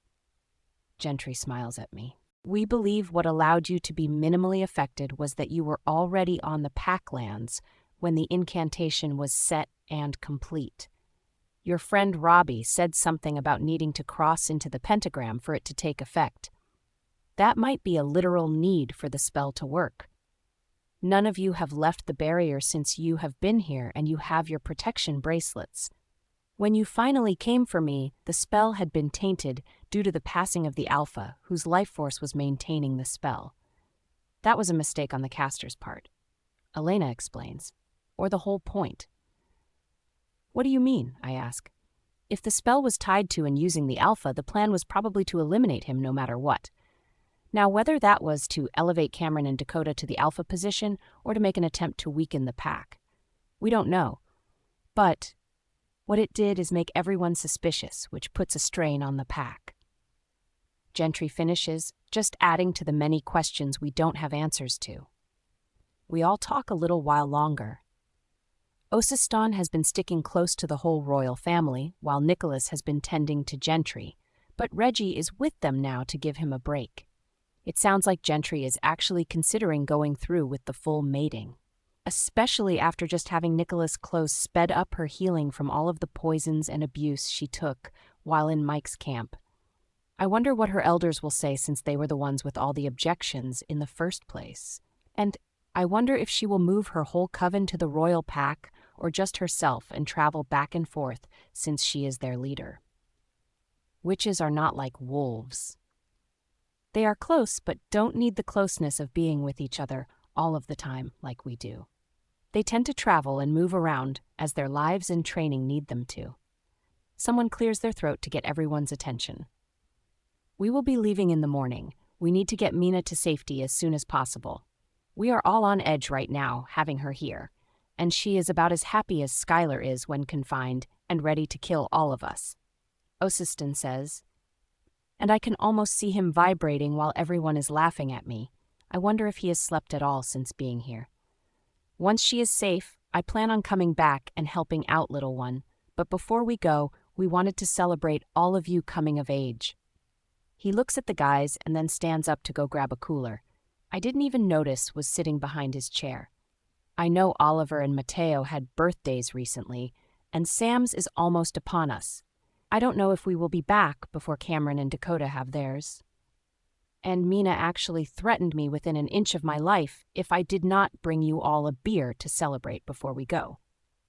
Since Xander just about shifted in their room when she fought him to come down herself. For obvious reasons, she's not allowed anywhere near this damn fire. He chuckles, handing a bottle to everyone. So cheers to you all from your future Luna Queen and Alpha King. He raises his beer and we all follow suit. After finishing their drinks, the adults all filed out and we were left sitting together in a comfortable silence. Finally, it is about time. I thought they would never leave. We have traditions to uphold, and I, for one, am not missing another one. Sierra jumps up. What are you talking about? Lil asks, concerned and rightly so.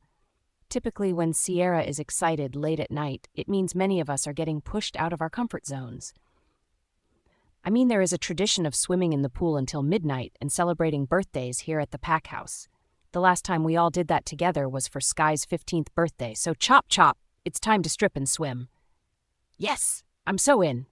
Sam jumps up, ripping his shirt off. Let's go. And Sky, tell Wyatt and Nathaniel to get their asses out here too. Put another warrior on surveillance for a couple hours. They both need a break, and your whole team deserves to be here. There's no getting out of this, is there? Lil asks, but she is smiling. Nope, she will hunt you down and force you to have fun. I laugh. Trust me, I tried and I got thrown in fully dressed. I forgot about that, Coda mumbled. Let's go, woman. Mateo looks at Gina and pulls her up from her seat. I am not stripping for any of you idiots. She tries pulling away from him. You asked for it. He picks her up, squealing, and runs for the pool. Don't you even think about it, Cam says sternly, and I look over at him as he pulls his dress shirt and pants off. You got your turn last time. He's looking over my head at Coda. Wah!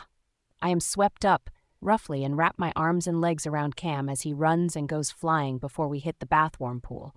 My black dress floats around me. We come up and I wipe the water out of my eyes. You do know that you can just ask me to jump in, right? The manhandling isn't always necessary. There's no fun in that, though, and you definitely hold on tighter this way. He winks. You know that I'm still mad at you, right? Yes, but I figure we should take advantage of when you are in a good mood every time we can. More splashing lets me know that more of my friends have joined us. Whoosh! Lil yells before hitting the water. She comes up and is flailing a bit before Oliver grabs her. She scrambles onto his back.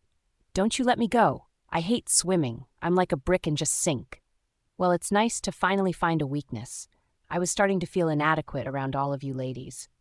Oliver laughs. We swam around joking and laughing for a long time. Then Sierra and I got another volleyball game going. Lil was more than happy to watch from the side of the pool and play ref.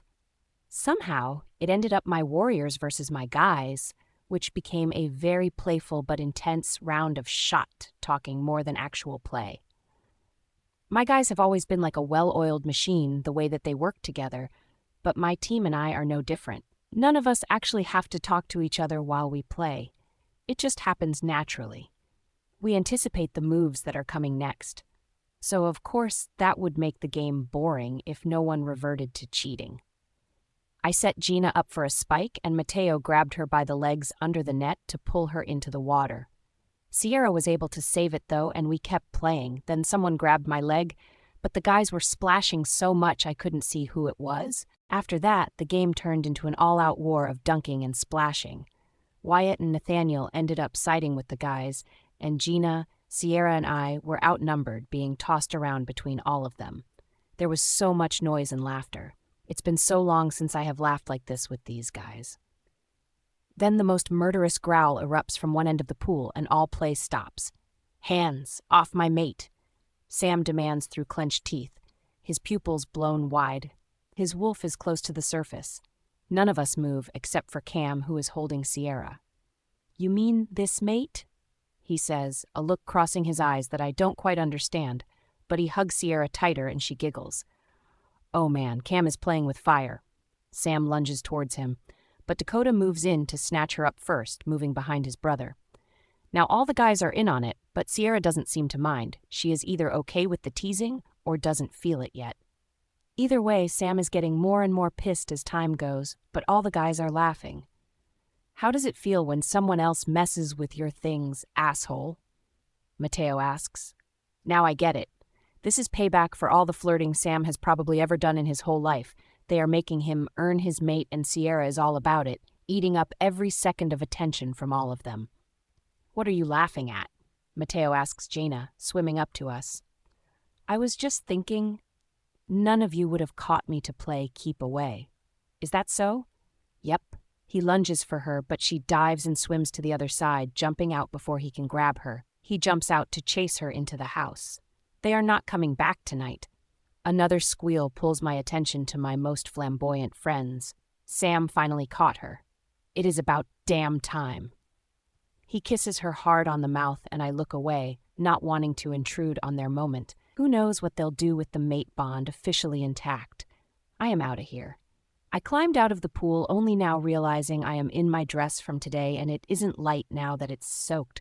I don't even think twice about just ripping it off and draping it over a chair nearby. Oh fuck, no, absolutely not. What happened to you being shy? Cam asks, throwing his button-down shirt over my shoulders. I have lived in a communal co-ed living space and been on missions where sometimes we all have to share a single hotel room, or worse. You kind of lose modesty after a while, and my scars aren't an issue anymore. They aren't the worst thing that has happened to me. I turn to look at him, sliding my arms through the sleeves, but not buttoning the shirt. Besides, I wear warrior-issued underwear. This is more sturdy and covers more than Sierra's average swimsuit. Hey! I heard that. Nope, they are not here. You cannot talk to any of them right now. Sam pulls her attention back and I just laugh again. And Cam, your shirt is white. This is not actually helping any. I look down at my back undergarments soaking into his shirt. Yep, she's still hot. You guys are all screwed, Lil laughs, heading inside with Wyatt and Nathaniel. Whose side are you on, Lillian? Cam shouts at her back. Mine.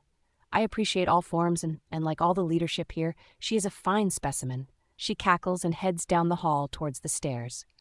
I'm laughing as I follow her in, knowing Seamarin, Dakota, and Oliver are all following. Oh, shit! Lil, wait. Oliver shouts, running after her. I'm confused, so I start running too. Oliver, what's up? I ask as we catch up. He's searching the door frame again, and just like last night, he yelps as he pulls out another bundle. Someone is trying to give you guys bad dreams, or make you hallucinate, or just disorient you so you can't fight.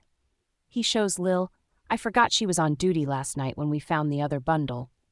We know Gina and Sierra will be upstairs tonight. I think you both should be too.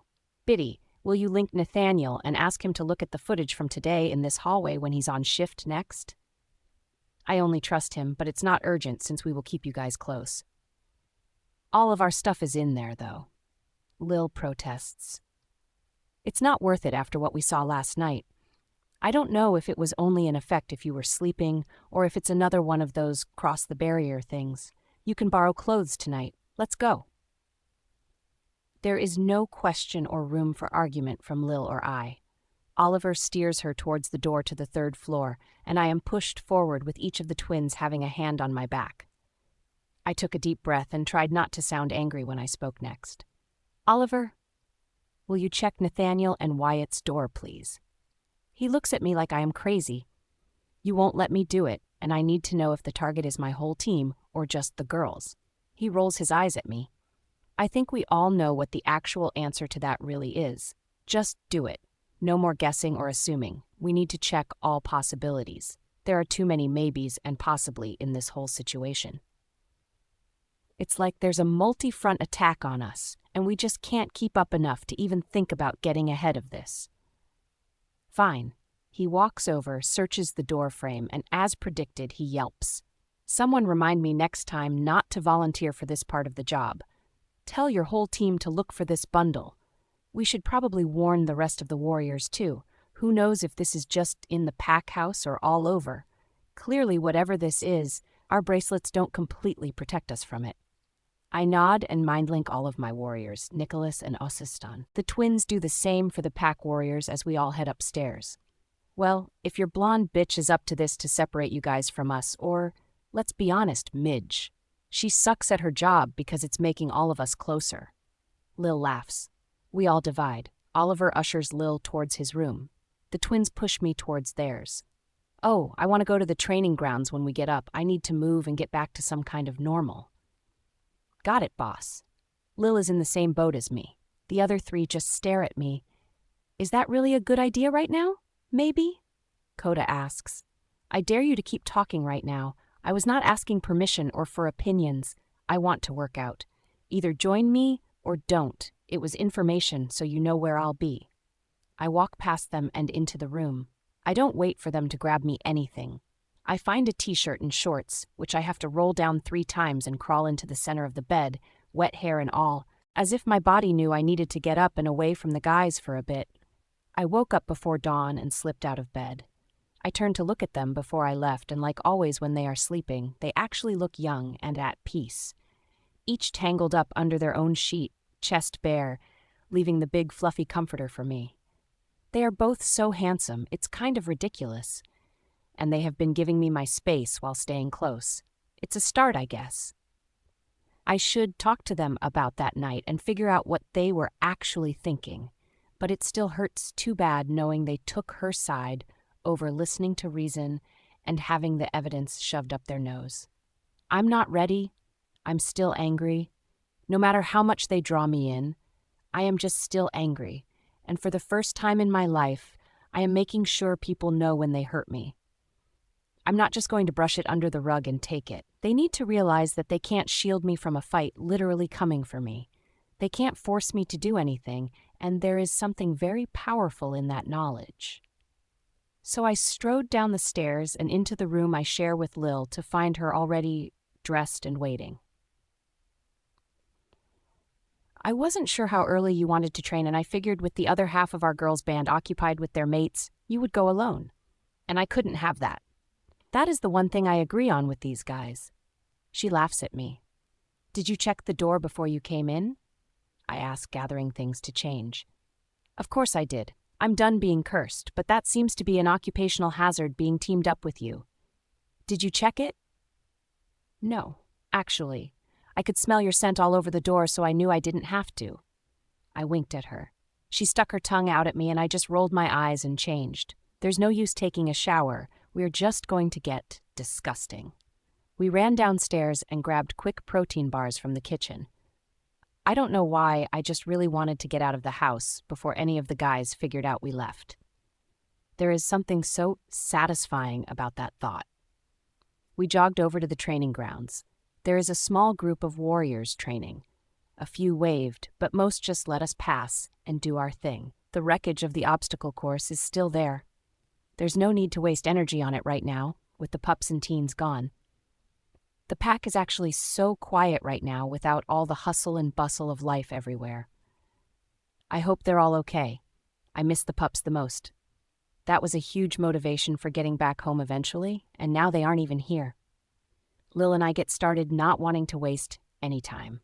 It only took about a half hour for them to join us at the training grounds, but they didn't interrupt us. In fact, they didn't talk to us at all, just got to their own training. Mateo, Gina, Sierra, and Sam are still notably absent this morning, but I don't blame them. We are about to be attacked, and they just found their mates. I would probably do the same, knowing the possibility of losing them is very high right now. It felt so good to really train for once, and after getting actual sleep, my body feels good, my mind is clear. I really want to work with Gentry and Elena to figure out this pentagram thing. As we were walking back to the pack house, the guys actually didn't bring the truck for once. We were stopped by Ava and Brett. I haven't seen her since the ceremony yesterday. I know she was mingling with some of the warriors at the pack house after, but I lost sight of her about an hour in. Hey, boys. She hugs each of the twins and then Oliver. Then she hugs me. My sweet girl, Lil, how are you all? She gives Lil a side squeeze. We're good, Mom. How are you doing? Cam asks. I'm actually better now that the ceremony is done and your father is back with the moon goddess. I feel like a weight is lifted, but it still hurts. She absently rubs her mark on her neck, which I'm just now noticing is faded. Is that what happens when your mate dies? You start to lose all traces of their connection to you. That sounds awful. I lean in to hug her again. I wish I could take her pain away. I actually wanted to find you boys. I have something to show you. She links her arms with Cam and Coda and starts to lead them to the pack house. Brett, Oliver, Lil and I all follow. We head in the front door and she leads them to the elevator. She hasn't looked back at us once, so I know this is something she wants to share with just her and the boys. I head on towards the kitchen with Lil. Brett and Oliver are following. I think this is the first time Brett has left her side since Lucas passed. I wonder if it's hard for him to give up his position as her gamma, or if this is exactly what his position was designed for. "Hey, it's all the mated saps," Lil shouts. "Sierra, how you doing? Walking all right today?" Lil laughs at her own joke. "I'm actually good. Lots of practice before the real deal." Sierra winks back. I can't say if I will ever join into their sexual innuendo banter, but at least I don't feel like my face is on fire out of embarrassment. The rest of my friends laugh. "You good, Biddy? You're a little red there." Oliver traces a finger on one of my cheeks, which of course makes it worse. I stand corrected. It still makes me so uncomfortable I turn into a tomato. Yup. I walk over to make a plate for lunch with the rest of my friends laughing at me. "So Sam, did you even make it all the way upstairs before you marked your girl?" Lil asks, taking the attention away from me. Thank the goddess. "Of course I did." He is so dramatic, acting offended. Marking your mate is special and once in a lifetime for most of us. We got to the top of the stairs and made it to the couch in the common area of our floor. I don't suggest anyone sit on that couch anytime soon. We are all rolling with laughter. Of course, they would mark and mate in a semi-public place, not caring if anyone caught them. Well, I'm glad we were all safely tucked into bed when that happened. Lil finally came back with after calming down a bit. "You two were bad enough before the bond kicked in. You need to be quarantined to another part of the pack for a bit." "Oh, shut up. It wasn't that bad. Besides, everyone knew it was coming." Those of us with extra good hearing did anyway. The whole room went silent and Oliver dropped his fork halfway to his mouth. My eyes went wide. I did not mean for that to fall out of my face. Sierra starts laughing. The rooms are soundproof, but I'm glad to know you can play along. I shot up from my seat, walking my half-finished breakfast to the sink, took a deep breath, then I turned around.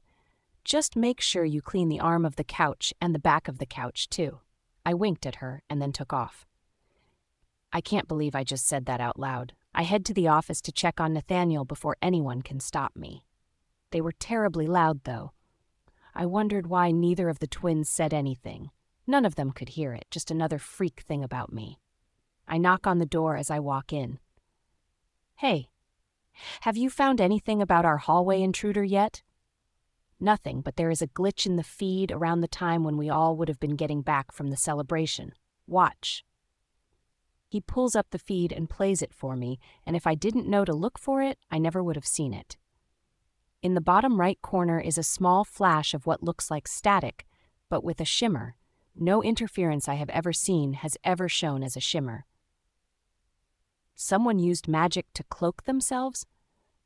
Yep, and obviously doesn't care about having to reset the little dream bundle as often as needed because of their cloak. I did talk to Gentry this morning while you were training. How did you know I was training? 1, I run surveillance. That's my job. 2, you are a slippery, sneaky one that likes to get lost, so I put a tracker in your weapons belt. I know when you are more than 100 feet away from me, and don't give me any privacy bullshot. Losing you to Mike was scary for all of us. We just handled it in different ways. Wyatt trails you like your gamma. Lil sticks to your ass almost as close as your alphas, and I track every move you make from here. Just like your guys here, you mean a lot to this team, and whoever is trying to harm you knows that, which is why they're doing minor things to everyone. I wish we could figure out this spell shot too. I mean, we showed the guys videos of Kaylee actively framing me, and they didn't see it, couldn't see it. I don't know. I can't believe they would ignore it or disregard it. But maybe under whatever spell, that's exactly what they would do? I rub my face.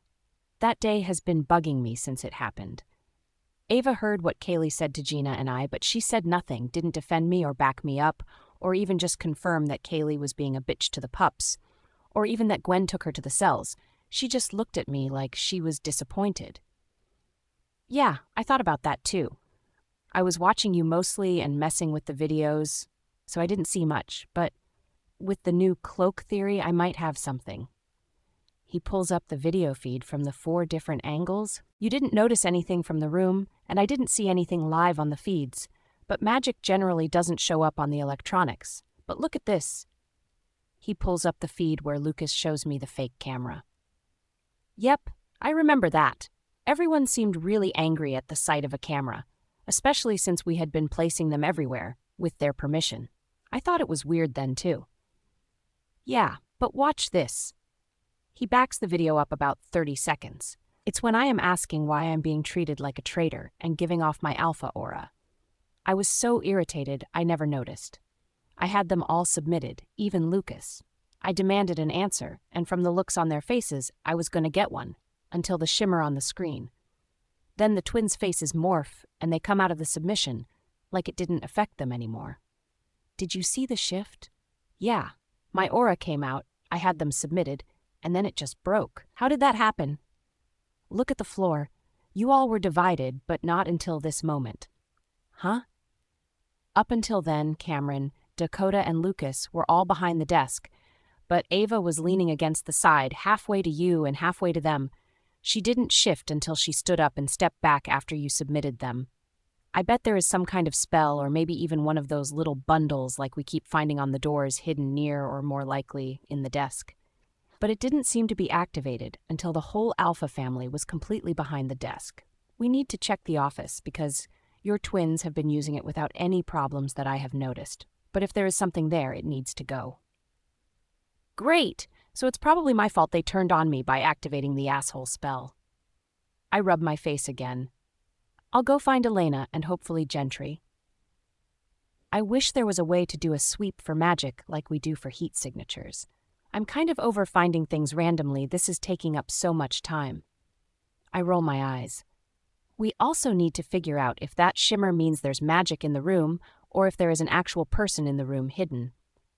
Huh, I whine. You are supposed to be helping me solve problems, not give me more questions. I am helping, just the long, highly detailed way around. He laughs. Also, no sign of Kevin, so I don't know if that is a good or a bad thing. Kaylee has been around, but really out of place, I think. She goes to the training grounds, but sits in the stands. She doesn't talk to anyone, and I can't tell who or what she's watching, but we can all probably guess. She's been by the pack house, too, but I really only see her in the kitchen and dining room for meals. Her behavior is off for sure. I wouldn't even know what to do with her anyway. What are you talking about? She abused you for your whole life, tried to kill you or seriously injure you enough to leave the pack. She clearly pegged you as her competition for some reason, and really early. I would beat her all the ways she beat me if I was you. But there's something so wrong with her, though. Don't get me wrong, I know she deserves to be punished, but what if she was put up to all of this by her dad playing some really long game? What if she's possessed like the twins and their parents were? All her screeching and yelling and demanding was just for show, that I'm sure of, and what in the world would make her think I was any kind of competition? Are you seriously asking me that right now? Like a real question? Sure, what do you think? That you're insane. From what everyone says, you have been beast-moding it out of necessity since forever. You didn't have to get stronger. That's what you chose. Many people in that situation would have caved into the depression and wasted away. Not you, Midge. You just keep blowing everyone out of the water. That's the kind of competition you are to Kaylee. You are hot and strong and can defend yourself. You aren't waiting to be saved, but you are also a good leader. You listen and try your best to help. All things I don't think she is even capable of. I think that is the most words I have heard out of his mouth ever that didn't have to do with programming or surveillance, and I am speechless. That's new. I don't think you've ever not had a comeback or answer to something. It's all true, though. You walked into this pack covered in blood, fresh from a fight, after disappearing. He gives me a look. I do want that whole story, by the way, and just started giving orders like you weren't gone for 2 years and you own the place. Even your Alpha and Luna just took direction from you. That's impressive. I rolled my eyes again and then deflected. When are you done? I want to show this to Alina and Gentry and see what they think about this and the pentagram, because I have a feeling we don't stand a chance against Mike, let alone the rogue king, with that thing actively working against us. Lil is on next, then Gina. I don't trust anyone but us in here right now, so it's just the four of us running Overwatch. I nod my head in agreement. Did you check this office for secret little bundles of herbs? I smiled at him. Of course I did. There wasn't anything here, and that makes me think that whoever is setting them is very limited in their thinking. They didn't target the Luna, only the Alpha, probably assuming that he would control everyone. All these little things are to try and control you, but no one is coming after you directly. Not yet anyway. I guess I never really thought of that. But why would they want to control me? I'm nobody to most people here. I really want to hit you right now, but I like having all of my teeth. Why are we hitting Midge? Lil asks, walking into the room. Because she thinks she's nobody to most people in this pack. He air quotes at her. Yep, smack her. Not a chance. I like living and having the use of all my fingers. Do you remember the guy in Arizona who tried to touch her ass? His hand will never be right again. He looks terrified and Lil is openly laughing. That guy had it coming. That nasty podophile deserved it, thinking he could take her on because of her size.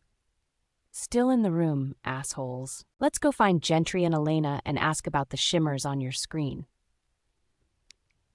Is there something I need to know, Nathaniel? I mean, it's okay if you're into glitter and rhinestones. I just need to rethink what I'm going to get you for your birthday. She laughs. Possibly, but we have more important things to do right now than discuss your non-existent birthday shopping habits. She keeps laughing for a second, then scooches him out of the chair. All right, tell me what you really found. A way to end this whole shit show, maybe? Not quite, but hopefully to even out the battlefield. I start telling her what we have noticed, letting Nathaniel answer her questions. Yeah, let's bring in the big guns, big casters. They need a nickname. And you're right, we need to be able to do a magic sweep. This shit is getting old. Go see what Gentry has found after your revelations this morning. I'll be here spying on Kaylee, because at this point I really don't give a shot about anyone else. Nathaniel and I walk out laughing at her, saying we'll be back soon. Ah, good. I was hoping to find you together. Elena is waiting for us. Gentry walks down the hallway, through the kitchen and onto the patio, then turns towards the ever-burning fire pit. What I don't expect is Nicholas and my dad sitting there too. What is he doing here? He's never around, at least not when I am. My confusion must show on my face. Don't look like that. I hate it when you look at me like that. He says, and I all but combust. I try not to look at you at all. It used to get me smacked and sent to my room or yelled at. It for sure would have cost me a meal. What are you doing here? Are you lost? Yep, my filter has been inhabited by Sierra, Gina, and Lil all at the same time today. Like all three have possessed my vocal cords. Elena whips her head towards him, while Nathaniel moves to my side, standing shoulder to shoulder. You never said you laid a hand on her. How could you do that? You starved her. Why does it sound like she's taking this personally? It's hard to explain. Oh, for fuck's sake. It's not. I grumble. My mom died giving birth to me since no one thought to explain the whole having a girl might kill you family trait. You hated me for killing your mate. I knew it. The whole pack knew it. You encouraged people to ignore me and for my training and discipline to be more intense for that very reason. I was not important enough to be spoken to unless it was to criticize. I only attended functions where it was general knowledge that you had 2 children, and I wasn't allowed to speak or interact. Should I go on? Elena stood up and came to hug me. I was a little frozen at the gesture, her fiery locks swarming me.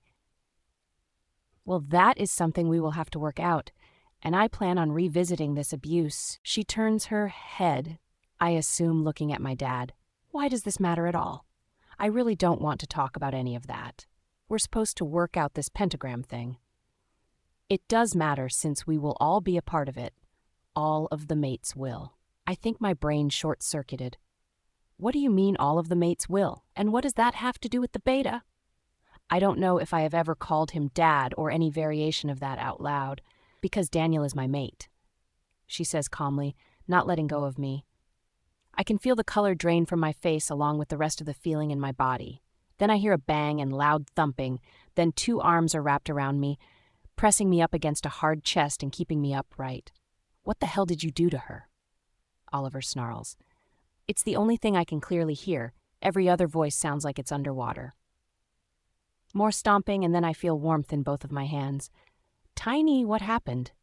"Breathe, Smalls. We need you to breathe." I hear them too, but still no one else. Elena is my dad's second chance mate? What the fuck is the moon goddess playing at? She's helping me. He hates me. She's a witch, and he's a werewolf, just like Nicholas and Gentry. Oh, that explains why I keep seeing the 4 of them together. When did this happen? Will she stay here in the pack? Will he go with her now that he is free of his beta duties? Will she want to keep training me now that she is with him? My stomach plummets at the thought. We have been doing so well, and I love training with her. I don't want to lose that because she chooses her mate over me. My heart actually hurts at the thought of the loss. "No, you are not spiraling. Get out of that head, Biddy." Oliver picks me up, and I can tell we are moving by the flexion in the muscles in his torso. I don't know where we are going, but I can smell Cam and Coda with us too. I bury my head in Oliver's neck. I know he says we aren't mates, but his scent is the thing keeping me sane right now. I can feel Cam and Coda close too. One is touching my ponytail as it swings, and the other brushes my shoe as his arm swings. I'm trying to stay out of my head like Oliver said. I'm thinking about what I did with Gina when she was having full-blown panic attacks. 5 things I can see. I see Oliver's shirt below me. Behind him I see trees and a path. We're in the forest. To his right I see Cam's legs walking a step ahead. Looking down I see Coda's arms swinging behind me. 4 things I can feel. Oliver's breath on my head, my hand fisted into his shirt, his firm grip on my ribs and legs, the temperature change as we move further down the path. 3 things I can smell. Them. I can smell all 3 of them separate but together. Crisp citrus, sharp cinnamon, and warm honey. It's like my personal dessert. 2 things I can hear. All of them breathing, deep, controlled breaths. I can hear the crunch of twigs and rustle of the damp earth under their feet. What can I taste? Salt. Was I crying? I don't even remember. Give her here and start a fire. She's shivering. Cam. I can only whisper his name. He sits on the ground, leaning against one of the large logs with me across his lap. I tuck my head into his neck and breathe in, letting his scent add a wave of calm to my nerves. We've got you, Tiny. What happened? We were talking with Mom and my knees almost gave out, then we were running out the back door. I didn't even realize we were running to you until I grabbed your hand. It's like my wolf took over. Coda says over the pile of wood he made inside the rough stone-clad circle. I felt your fear. This was probably just as bad as the locker room, Biddy. What did they tell you? I let them get the fire started and just stare for a minute while I gather my thoughts. They sit on either side of Cam, but facing towards me. I shift so I am sitting in Cam's lap, my back to his broad chest. Coda plays with my fingers and Oliver brushes the exposed skin between the hem of my leggings and my sock. Cam has his arms loosely belted around my waist. Elena and Gentry think that we can override the pentagram magic. She said all of us have to be a part of it, including mates, and my dad will be there because she is his second chance mate. I take a deep breath in and let it out slowly. I can feel tears slowly rolling down my cheeks. Oh, damn! Coda squeezes my hand. Shat, Tiny. I'm sorry. Cam's arms tighten. How can we help? Oliver holds tight to my leg. I don't know. I love working with her, and now that she's his mate, I might lose her. I pull my hand from Coda's and wriggle out of Cam's lap to stand. They just watch me like a cornered animal that might lunge at them. Not a completely wrong thought, though. She might choose him over me, just like Ava, just like Lucas, just like you guys. I start pacing around the fire, trying to keep myself under control. What do you mean like us? Cameron stands when he asks, but doesn't come close. The other 2 follow suit. I've had to let you guys go more than once because it was what was best for the pack. And now all of you are old enough to find mates, and so far they happen to be my friends. And I am so glad that everyone's finding people that are amazing, but I'm afraid that now everyone is pairing off. It's going to be like my dad after losing my mom, or Luna Ava the night you all called me a traitor. I really need to let that go. I've thrown it in their faces so many times with no real response. They both chose their mates over me when I didn't do anything wrong, and I'm the one who ended up hurt in the end. You guys are all going to end up choosing your mates because that is what's supposed to happen. You two will have your Luna, who will want nothing to do with our friendship. Oliver will have his mate, and he will stop being my shadow. As much as I complain, it makes me not feel alone, and I will lose that. Elena will choose him, and he won't let her be around me, let alone train me because he hates me, and the thought just makes me feel hollow. And that sounds so selfish when I say it out loud. But being everyone's go-to, reliable person, but no one's top priority, it still hurts so much. I grasp at my chest. Tears are still falling slowly, like I'm running out of them. I can't look at any of them after that tantrum. I feel like a brat, but I can't hide the feeling or stuff it in the back of my head. I think the situation in the office with Lucas and Ava, and then replaying it with Nathaniel, brought it all bubbling to the surface again. And now I am overflowing with that insecure voice that sounds so much like a mixture of my dad and Kaylee telling me I'm not important enough to be a priority to anyone. I am just a tool to be used, and then forgotten. It's why I wanted to leave in the first place.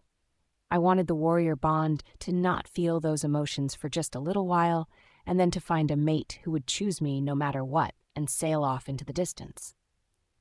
Hey, Biddy, I think we need to set some things straight. Oliver has his hands up in a surrender gesture,